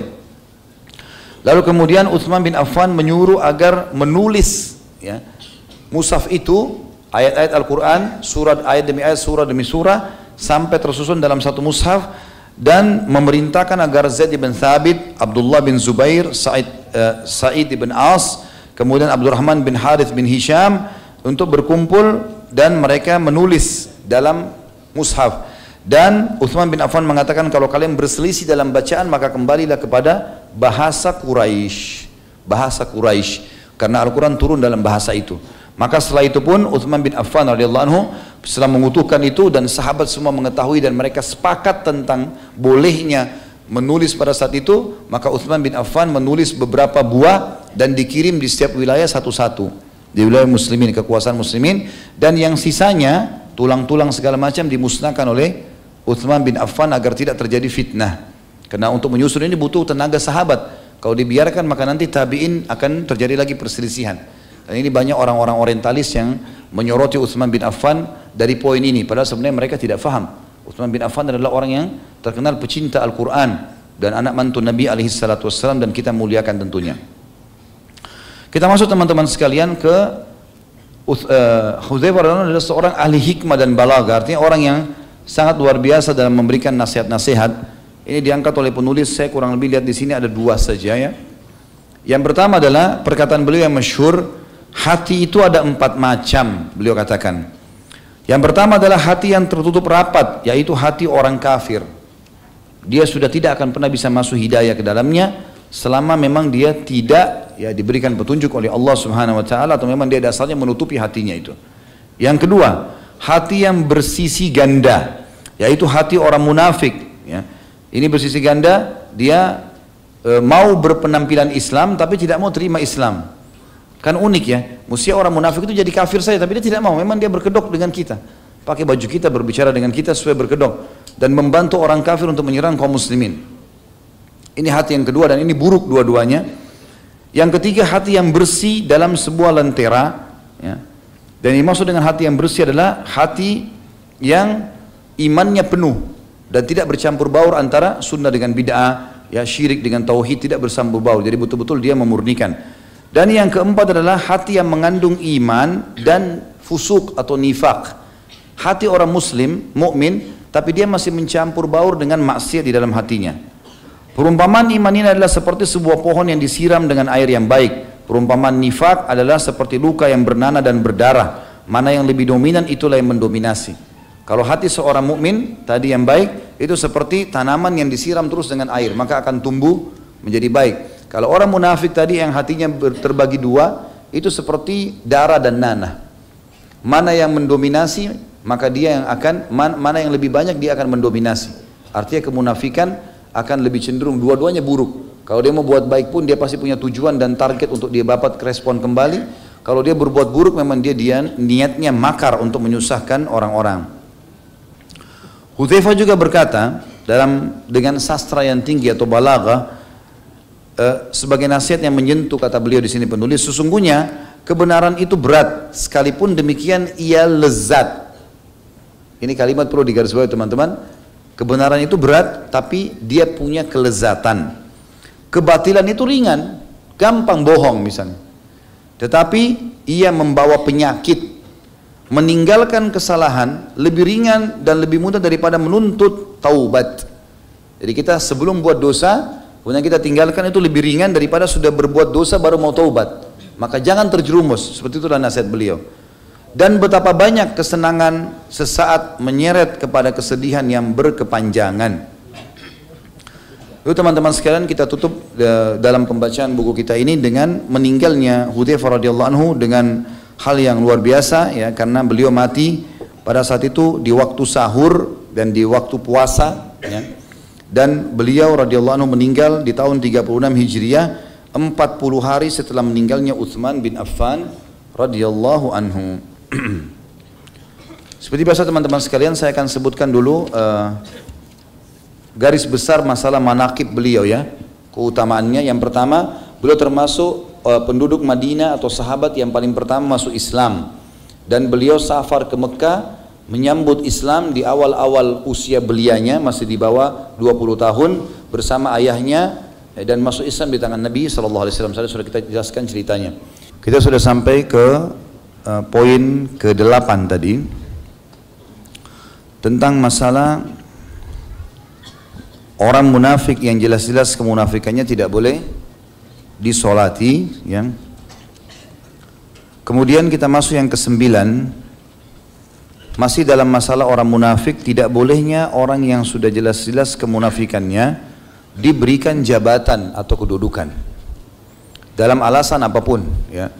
Kalau sudah ketahuan, maka kaum muslimin tidak boleh memberikan jabatan ataupun peluang dalam setiap kesempatan agar meraih sebuah kesuksesan ya. Karena ini akan berbahaya. Bila mereka berhasil, maka mereka akan menjadi masalah. Makanya Umar bin Khattab sampai memecat gubernurnya yang ketahuan munafik ya, padahal sebenarnya sudah dapat jabatan dan cirinya performanya adalah performan muslim, mukmin, tapi ternyata dia munafik, dan ini juga ciri ya. Dan Nabi SAW tidak pernah sama sekali memberikan kedudukan orang-orang munafik, baik sebagai pemimpin perang, bahkan kalau mereka pulang dari kancah peperangan dibiarin saja, seperti di perang Uhud, seperti di perang Tabuk, mereka nggak mau ikut, dibiarin saja oleh Nabi SAW. Bahkan mereka pun datang minta maaf oleh Nabi, dibiarin, udahlah, nggak penting. Mereka itu seperti hal-hal kotoran di susu ya, yang memang harus dikeluarkan. Muslimin bersih, suci, mereka datang merusaknya, maka dikeluarkan saja. Ini termasuk pelajaran teman-teman sekalian. Kemudian yang ke-10 yang kita bisa ambil adalah kedudukan Fatimah dan kedua anaknya Hasan dan Husain radhiyallahu anhum ajma'in. Dan Fatimah sangat terkenal sebagaimana sudah kita jelaskan tadi, kedudukannya adalah seorang wanita muda di dunia, anak Nabi SAW yang tersayang, dan juga kedudukannya sebagai pemimpin wanita ahli surga bersama ibunya Khadijah radhiyallahu anhun ajma'in. Kemudian kedudukan juga Hasan dan Husain, cucu Nabi SAW ridwanullahi alaihim, yang sangat terkenal, dan ahli sunnah wal jamaah berkeyakinan keduanya seperti yang Nabi SAW sampaikan sebagai pemimpin anak muda di surga ya. Kemudian yang ke-11 yang kita bisa ambil pelajaran adalah bagaimana seseorang itu harus biasa atau membiasakan diri merahasiakan amal solehnya, sebagaimana tadi Hudzaifah lakukan itu. Bahkan pada saat dia ketahuan menangis, dia berusaha untuk mengingatkan orang yang mengetahuinya agar tidak menceritakan kepada orang lain. Dan ini tentu ada hadis mulia ya, riwayat Imam Muslim yang berbunyi Rasulullah SAW bersabda, Innallaha yuhibbul ghaniyyut innallaha yuhibbut taqiyyul ghaniyyul khafi. Allah sangat cinta dengan hambanya yang bertakwa. Takwa artinya patuh, mengerjakan perintah, tinggalkan larangan, yang kaya dan suka bersedekah, serta orang yang khafi, suka menyembunyikan dan merahasiakan amalnya. Bedakan teman-teman antara amal yang dasarnya harus kelihatan dan amal yang memang dasarnya tidak kelihatan. Seperti misal kita pergi sholat berjamaah di masjid, orang lihat, wajar itu. Orang pergi jihad, orang pergi haji, pasti kelihatan. Di sini supaya tidak riya, intinya jangan berbangga-bangga dengan itu. Kita pergi jihad ya karena panggilan dari Allah, seruan kita ke masjid karena memang perintah dari Allah. Nggak ada hubungannya. Kalau syaitan bisikin tuh orang tahu kau ke masjid, a'udzubillahi minasyaitonirrajim, kita nepis saja. Kita membuka pintu riya kalau kita menceritakannya. Ya, menceritakannya. Kamu tadi sholat di mana? Saya di masjid. Nggak ada yang nanya, nggak ada yang apa gitu. Ya. Kamu sudah berapa kali khatam Quran? Saya sudah 3 kali. Nah, tidak ada yang nanya. Nggak perlu diceritakan. Tapi kalau kita sedang melakukan satu ibadah yang terang-terangan dan ada yang nanya, silahkan kita tanya, jelaskan. Misal, mau kemana Pak? Oh saya ke masjid. Nah, Kita tinggal kontrol, itu kan. Itu ibadah yang kelihatan. Kalau ibadah yang dasarnya memang diperintahkan tidak kelihatan seperti sholat tahajud, memang kita disuruh sembunyi kan gitu. Di malam hari, sholat sendirian, paling berjamaah 2-3 orang. Beda dengan tarawih di Ramadan, memang dianjurkan kan gitu. Tapi kalau sembunyi misalnya membaca Al-Quran, umumnya kita baca Quran memang sendirian, ya, atau zikir pagi sore, gitu kan. Zikir kita lagi berzikir beristighfar kepada Allah, mungkin lagi di motor, lagi di mobil, kita nggak perlu ceritain kepada orang, nggak perlu sama sekali. Walaupun syaitan menggoda. Jadi kalau dasarnya kelihatan, boleh saja orang lihat dan kita tidak ada masalah menjawab kalau ditanya, kecuali kalau kita nggak ditanya jelasin baru riak, gitu kan. Kalau amal yang tersembunyi asalnya jangan diceritakan sama sekali, biarkan tidak ada yang tahu antara kita dengan Sang Pencipta Allah Subhanahu wa taala. Ini pelajaran yang penting dari kehidupan Hudzaifah radhiyallahu anhum. Kemudian yang ke-12 teman-teman, wajibnya menepati kesepakatan dan janji walaupun itu sama orang kafir, ya. Kita kerjasama misalnya bisnis, partner bisnis di perusahaan, kemudian ada akad antara kita dengan dia, misalnya akad kita akan kelola bisnis tertentu, kemudian akan jatuh tempo, akan ada bagi hasil, bukan berarti orang kafir lalu kita bisa tipu, nggak boleh. Dalam Islam nggak boleh kita antara kita sama Allah. Seorang mukmin tahu hubungannya sama langit, bukan sama bumi ini, bukan sama Allah. Dia bohong, Allah akan hukum. Dia jujur, Allah akan balas. Tidak ada hubungan sama manusia sama sekali. Keberkahan, rezeki, kenikmatan akan datang dari langit, dari Sang Pencipta Allah Subhanahu wa taala. Maka itu target seorang muslim. Dan dia harus penuhi janji-janji itu. Gak ada masalah, ya. Bahkan di sini berat sekali sebenarnya. Hudzaifah dan ayahnya berjanji pada orang Quraisy tidak akan ikut berperang bersama Nabi SAW. Bayangkan aja. Tapi mereka sempat bilang, baiklah, kami cuma ke Madinah, tapi dengan syarat lepaskan kami dari tawanan ini, kami tidak ikut berperang. Lalu melapor kepada Nabi SAW, kata Nabi SAW, tepati janjimu, nggak usah ikut. Padahal perang Badar perang mulia. Tapi di sini menepati janji adalah sesuatu yang penting teman-teman sekalian. Jangan anggap remeh masalah ini ya. Janjian jam 7 datang jam 7. Jalan lebih dulu secepatnya. Telat sampaikan permohonan maaf. Nah ini akan diminta pertanggungjawaban ya. Allah mengatakan dalam Al-Qur'an, "A'udzubillahi minasyaitonir wa aufu bin nadhr wa aufu bil ahdi innal ahda kana mas'ula." Dan tepatilah janji kalian karena dia akan diminta pertanggungjawabannya. Kemudian yang ke-13 teman-teman sekalian, keutamaan berani ya. Keberanian dan juga terhinanya sifat pengecut ya. Bagaimana kita memahami masalah keberanian teman-teman sekalian? Ini kata para ulama, keberanian akan terlihat kalau kita membela kebenaran. Jadi bukan dari kerasnya suara, bukan dari sukanya nantang orang, tapi kebenaran yang dikumandangkan. Kalau kebenaran maka dia membelanya sampai dia mati, nggak ada masalah. Baru itu dikatakan orang itu pemberani ya. Haknya dia, haknya agama, kebenaran maka dia bela. Dan pengecut ini justru sebaliknya. Ada kebenaran tidak mau dibela, atau haknya diambil dia tidak mau meluruskan, ya, tidak mau mengambilnya, tidak mau menasihatinya, ya, dan seterusnya. Ini termasuk hal yang perlu digarisbawahi teman-teman sekalian. Dan ini terlihat dari perilaku Hudzaifah radhiyallahu anhu dengan keberaniannya. Pada saat diperintahkan Nabi SAW untuk datang ke pasukan musuh karena dia tahu ini kebenaran, walaupun dia harus mati, nanti dia ditawan, apapun yang terjadi tetap dia melaluinya. Sementara lawannya tentu adalah malas, sifat pengecut, ya, kemudian kejahilan. Ini semua lawan daripada apa yang kita bahas tadi. Jadi tidak boleh semuanya. Dalam Islam ini tidak boleh seorang muslim itu bodoh, tidak boleh seorang muslim itu malas, tidak boleh seorang muslim itu pengecut, ya. Dan kita tahu teman-teman sekalian, di kancah peperangan jihad kita tidak punya namanya kalah. Yang kita ada adalah menang atau kita mati syahid. Kalaupun kita terbunuh semua bukan kalah. Karena keberanian di situ ya. Ini syaja'ah namanya. Harusnya kita sampai mati syahid. Dan Imam Madzhabi masukkan kategori dosa besar orang yang lari dari kancah peperangan. Yang ke-14, keutamaan teman-teman sekalian kecerdasan dan kejelian. Dan ini diambil dari Hudzaifah, bagaimana dia diberikan oleh Nabi SAW nama orang-orang munafik, sifatnya ini banyak, ini jumlahnya ratusan orang, dihafal semua sama dia. Dan dia tahu betul, ini sebuah kecerdasan.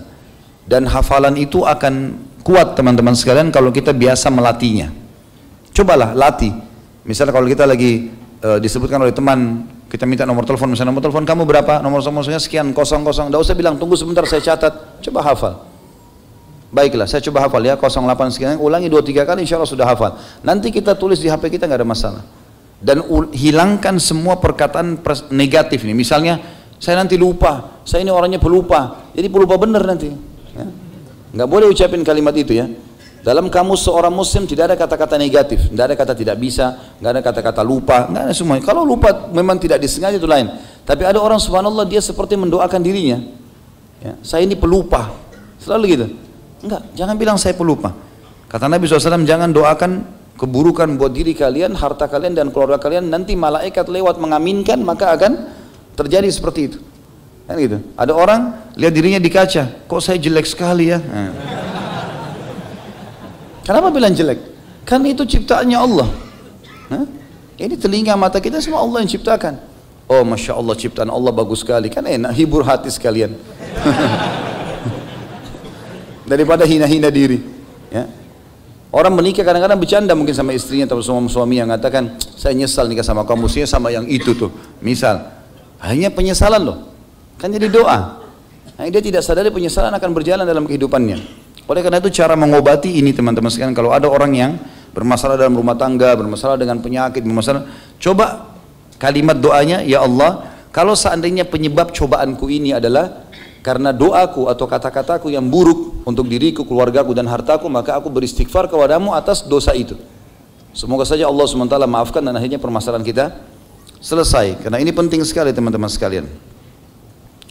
Kemudian yang selanjutnya yang ke-15 adalah keutamaan amanah ya, dalam pekerjaan dan juga merendah walaupun sudah punya jabatan.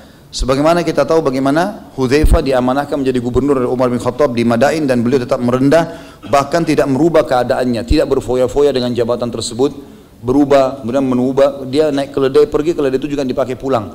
Ya, padahal sebenarnya dia bisa ganti dengan kuda, dia bisa ganti segala macam.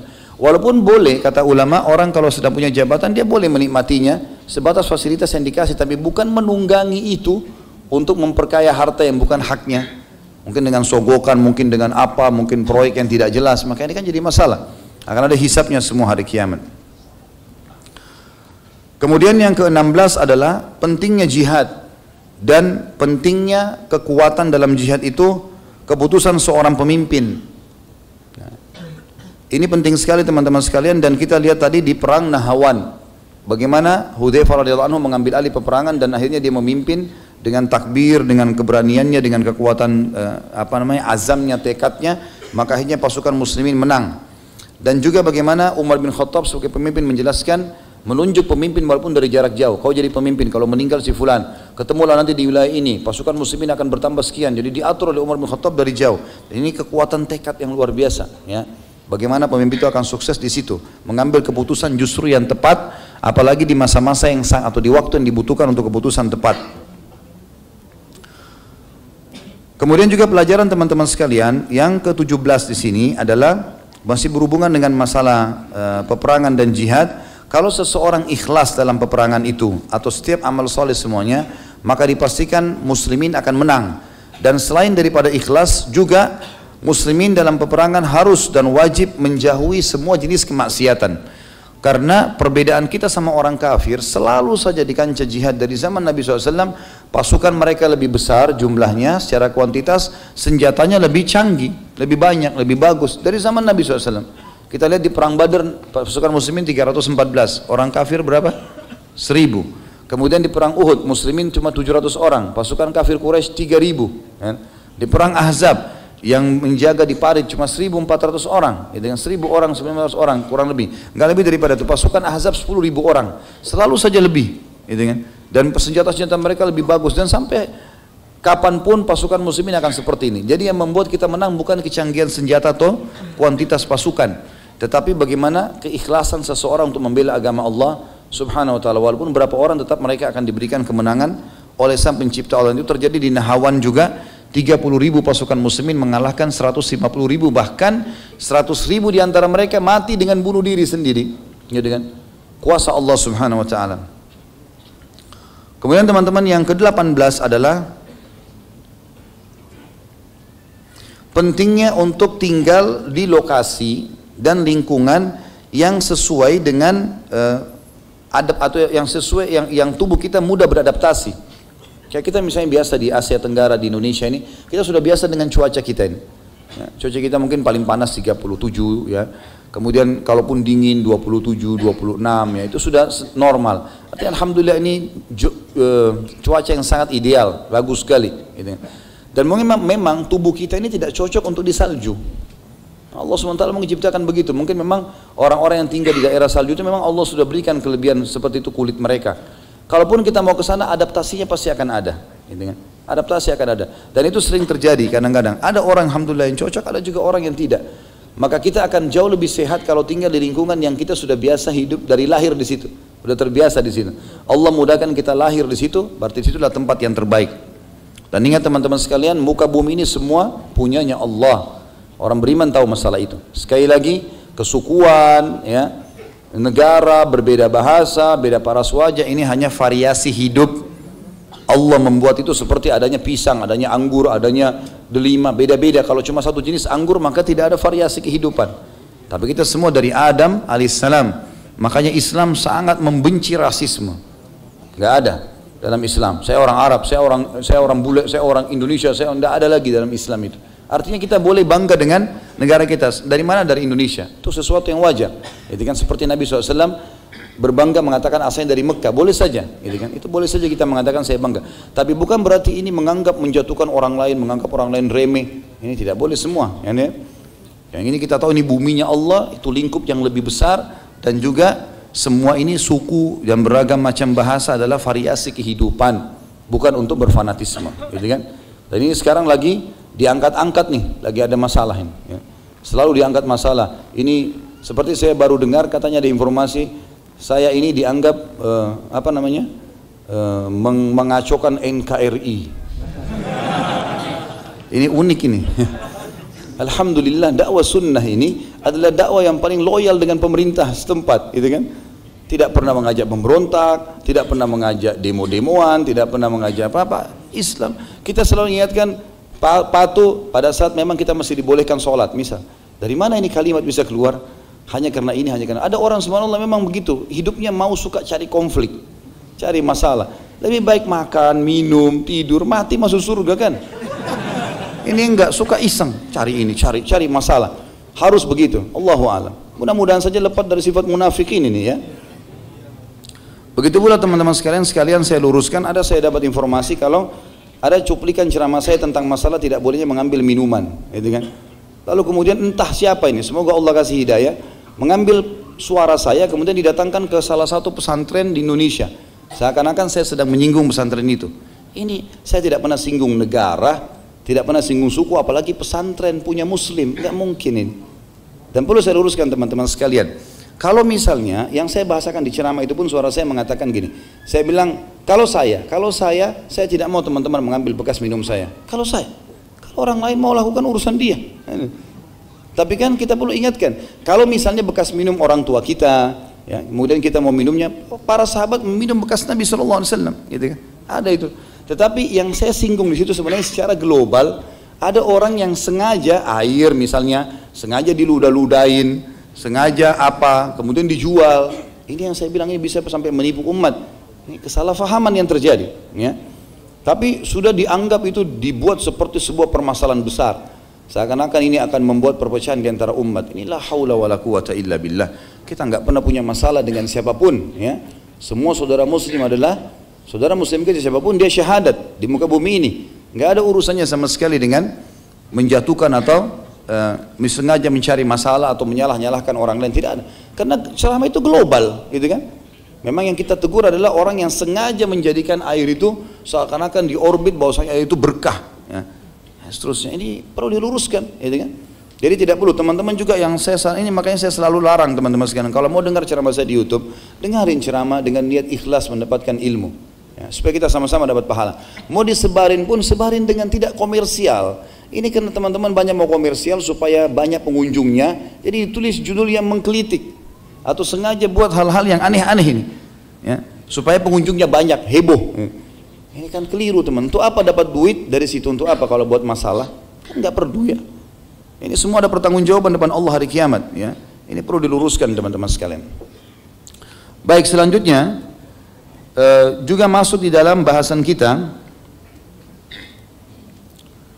selain masalah tempat memilih lingkungan ya untuk tinggal yang cocok cuacanya dan udaranya dengan kita dan makanannya, gitu kan? Juga kita perlu teman-teman memilih tempat yang strategis dalam peperangan untuk pasukan, sebagaimana wasiat Umar bin Khattab tadi kepada pasukan yang akan ke Nahawan, jangan bawa pasukan ke tempat yang menakutkan, jangan datang ke hutan dan seterusnya. Lakukan di tempat-tempat yang aman, kalau kecuali darurat harus masuk ke tempat-tempat itu. Kalau enggak, maka pasukan pun bukan diutus berperang untuk mati semuanya, enggak. Sampai kata Nabi SAW, kalau kalian pergi berjihad, ya, kalau kalian pergi berjihad, jangan berharap bertemu musuh. Tapi kalau kalian bertemu musuh, kokohlah. Berarti kan memang dihindari dulu pertemuan dengan musuh. Tapi kalau bertemu kita sabar, kita kokoh mempertahankan kebenaran itu. Ini juga penting teman-teman sekalian. Selanjutnya adalah pengertian zuhud dan kebahagiaan sesuai dengan pandangan Hudzaifah radhiyallahu anhu.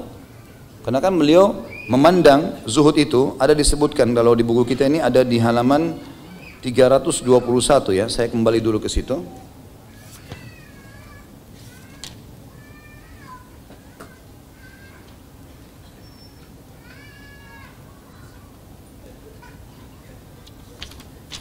Ya, ini rupanya perilaku Hudzaifah radhiyallahu anhu pada saat beliau datang ke Madain, bagaimana beliau datang dengan keledainya, itu gambaran masalah zuhudnya, dan makan dengan roti dan daging yang beliau hasilkan dari hasil kerjanya sendiri. Kemudian juga yang selanjutnya, tadi itu yang ke-18, yang ke-19, yang ke-20 adalah keutamaan qurra atau para pembaca Al-Quran dan juga penghafal Al-Quran. Sebagaimana wasiat Hudzaifah tadi, hai para pembaca dan penghafal Al-Quran, kalian harus istiqamah di jalan Allah, jangan buat maksiat. Kalau kalian lakukan, kalian akan menjadi orang-orang yang pertama-tama atau orang yang terdahulu dalam pasukan atau dalam barisan kaum muslimin. Kemudian yang selanjutnya, yang ke-21 adalah bahayanya bid'ah dan jauh dari sunnah. Sebagaimana wasiat Hudzaifah tadi yang sangat mulia pada saat mempertemukan dua batu. Kemudian selanjutnya teman-teman sekalian, yang terakhir di sini adalah kalau seseorang terbiasa mengerjakan satu perbuatan baik, maka dipastikan Allah akan berkahi dia di perbuatan baik itu sehingga muncul ide di perbuatan baik itu beberapa ide yang lain, tapi yang sama perbuatannya. Misal gini, kita sudah biasakan diri berdoa kepada Allah Subhanahu wa taala, terbiasa berdoa kepada Allah SWT. Kalau kita rutinkan doa itu, nanti muncul di benak kita yang kita tidak pernah fikir sebelumnya, kalimat-kalimat dalam doa yang akhirnya melengkapkan permintaan kita.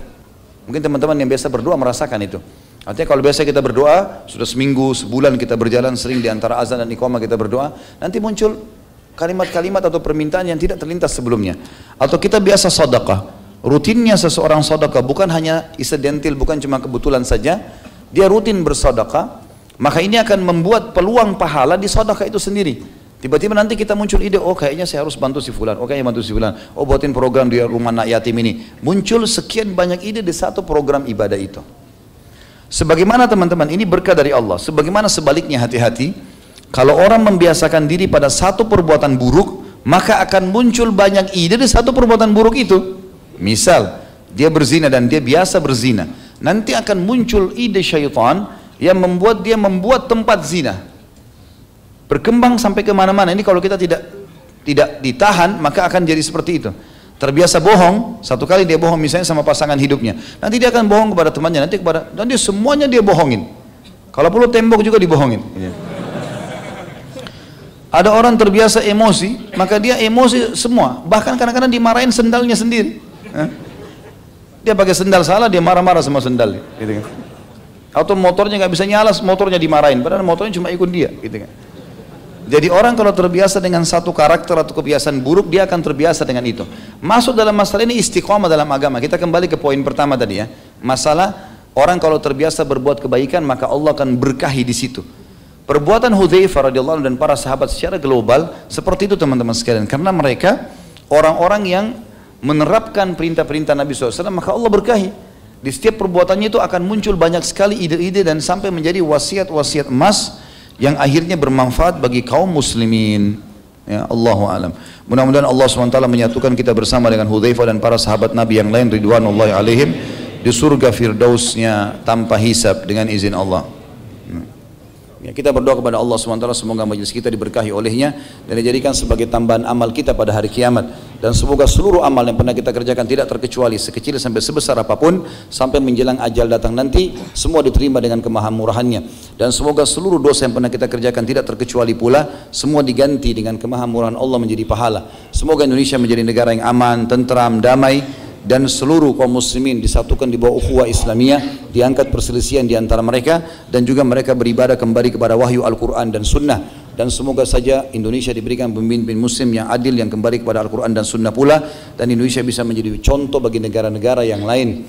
Dan semoga saja semua kekurangan negara kita dan individu yang ada di negara ini, terutama kaum musliminnya, semuanya disempurnakan oleh Allah dan disatukan sehingga mereka bisa bekerja sama untuk menjadi orang-orang yang baik dan bermanfaat bagi manusia dan terutama negara juga Islam itu sendiri. Dan kita berdoa kepada Allah yang sedang melihat kita karena Dia Maha melihat, dan mendengar kita karena Dia Maha mendengar, agar menyatukan kita semua di surga firdausnya tanpa hisab. Mana yang satu kita di majlis ilmu yang mulia ini. Tentu kalau ada benar dari Allah saudaraku seiman, dan kalau ada salah dari saya mohon dimaafkan.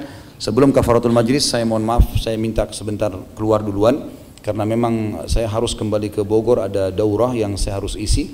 Jadi mungkin saya tidak bisa bersalaman sama teman-teman, umumnya saya minta waktu untuk diberikan jalan untuk keluar karena agak cepat ya, karena ini habis asar langsung taklim lagi. Ya, Allahu alam. Mungkin saya terima kasih, jazakumullah khairan, subhanakallahumma bihamdika asyhadu an la ilaha illa anta astaghfiruka wa atubu ilaik. Wassalamualaikum warahmatullahi wabarakatuh.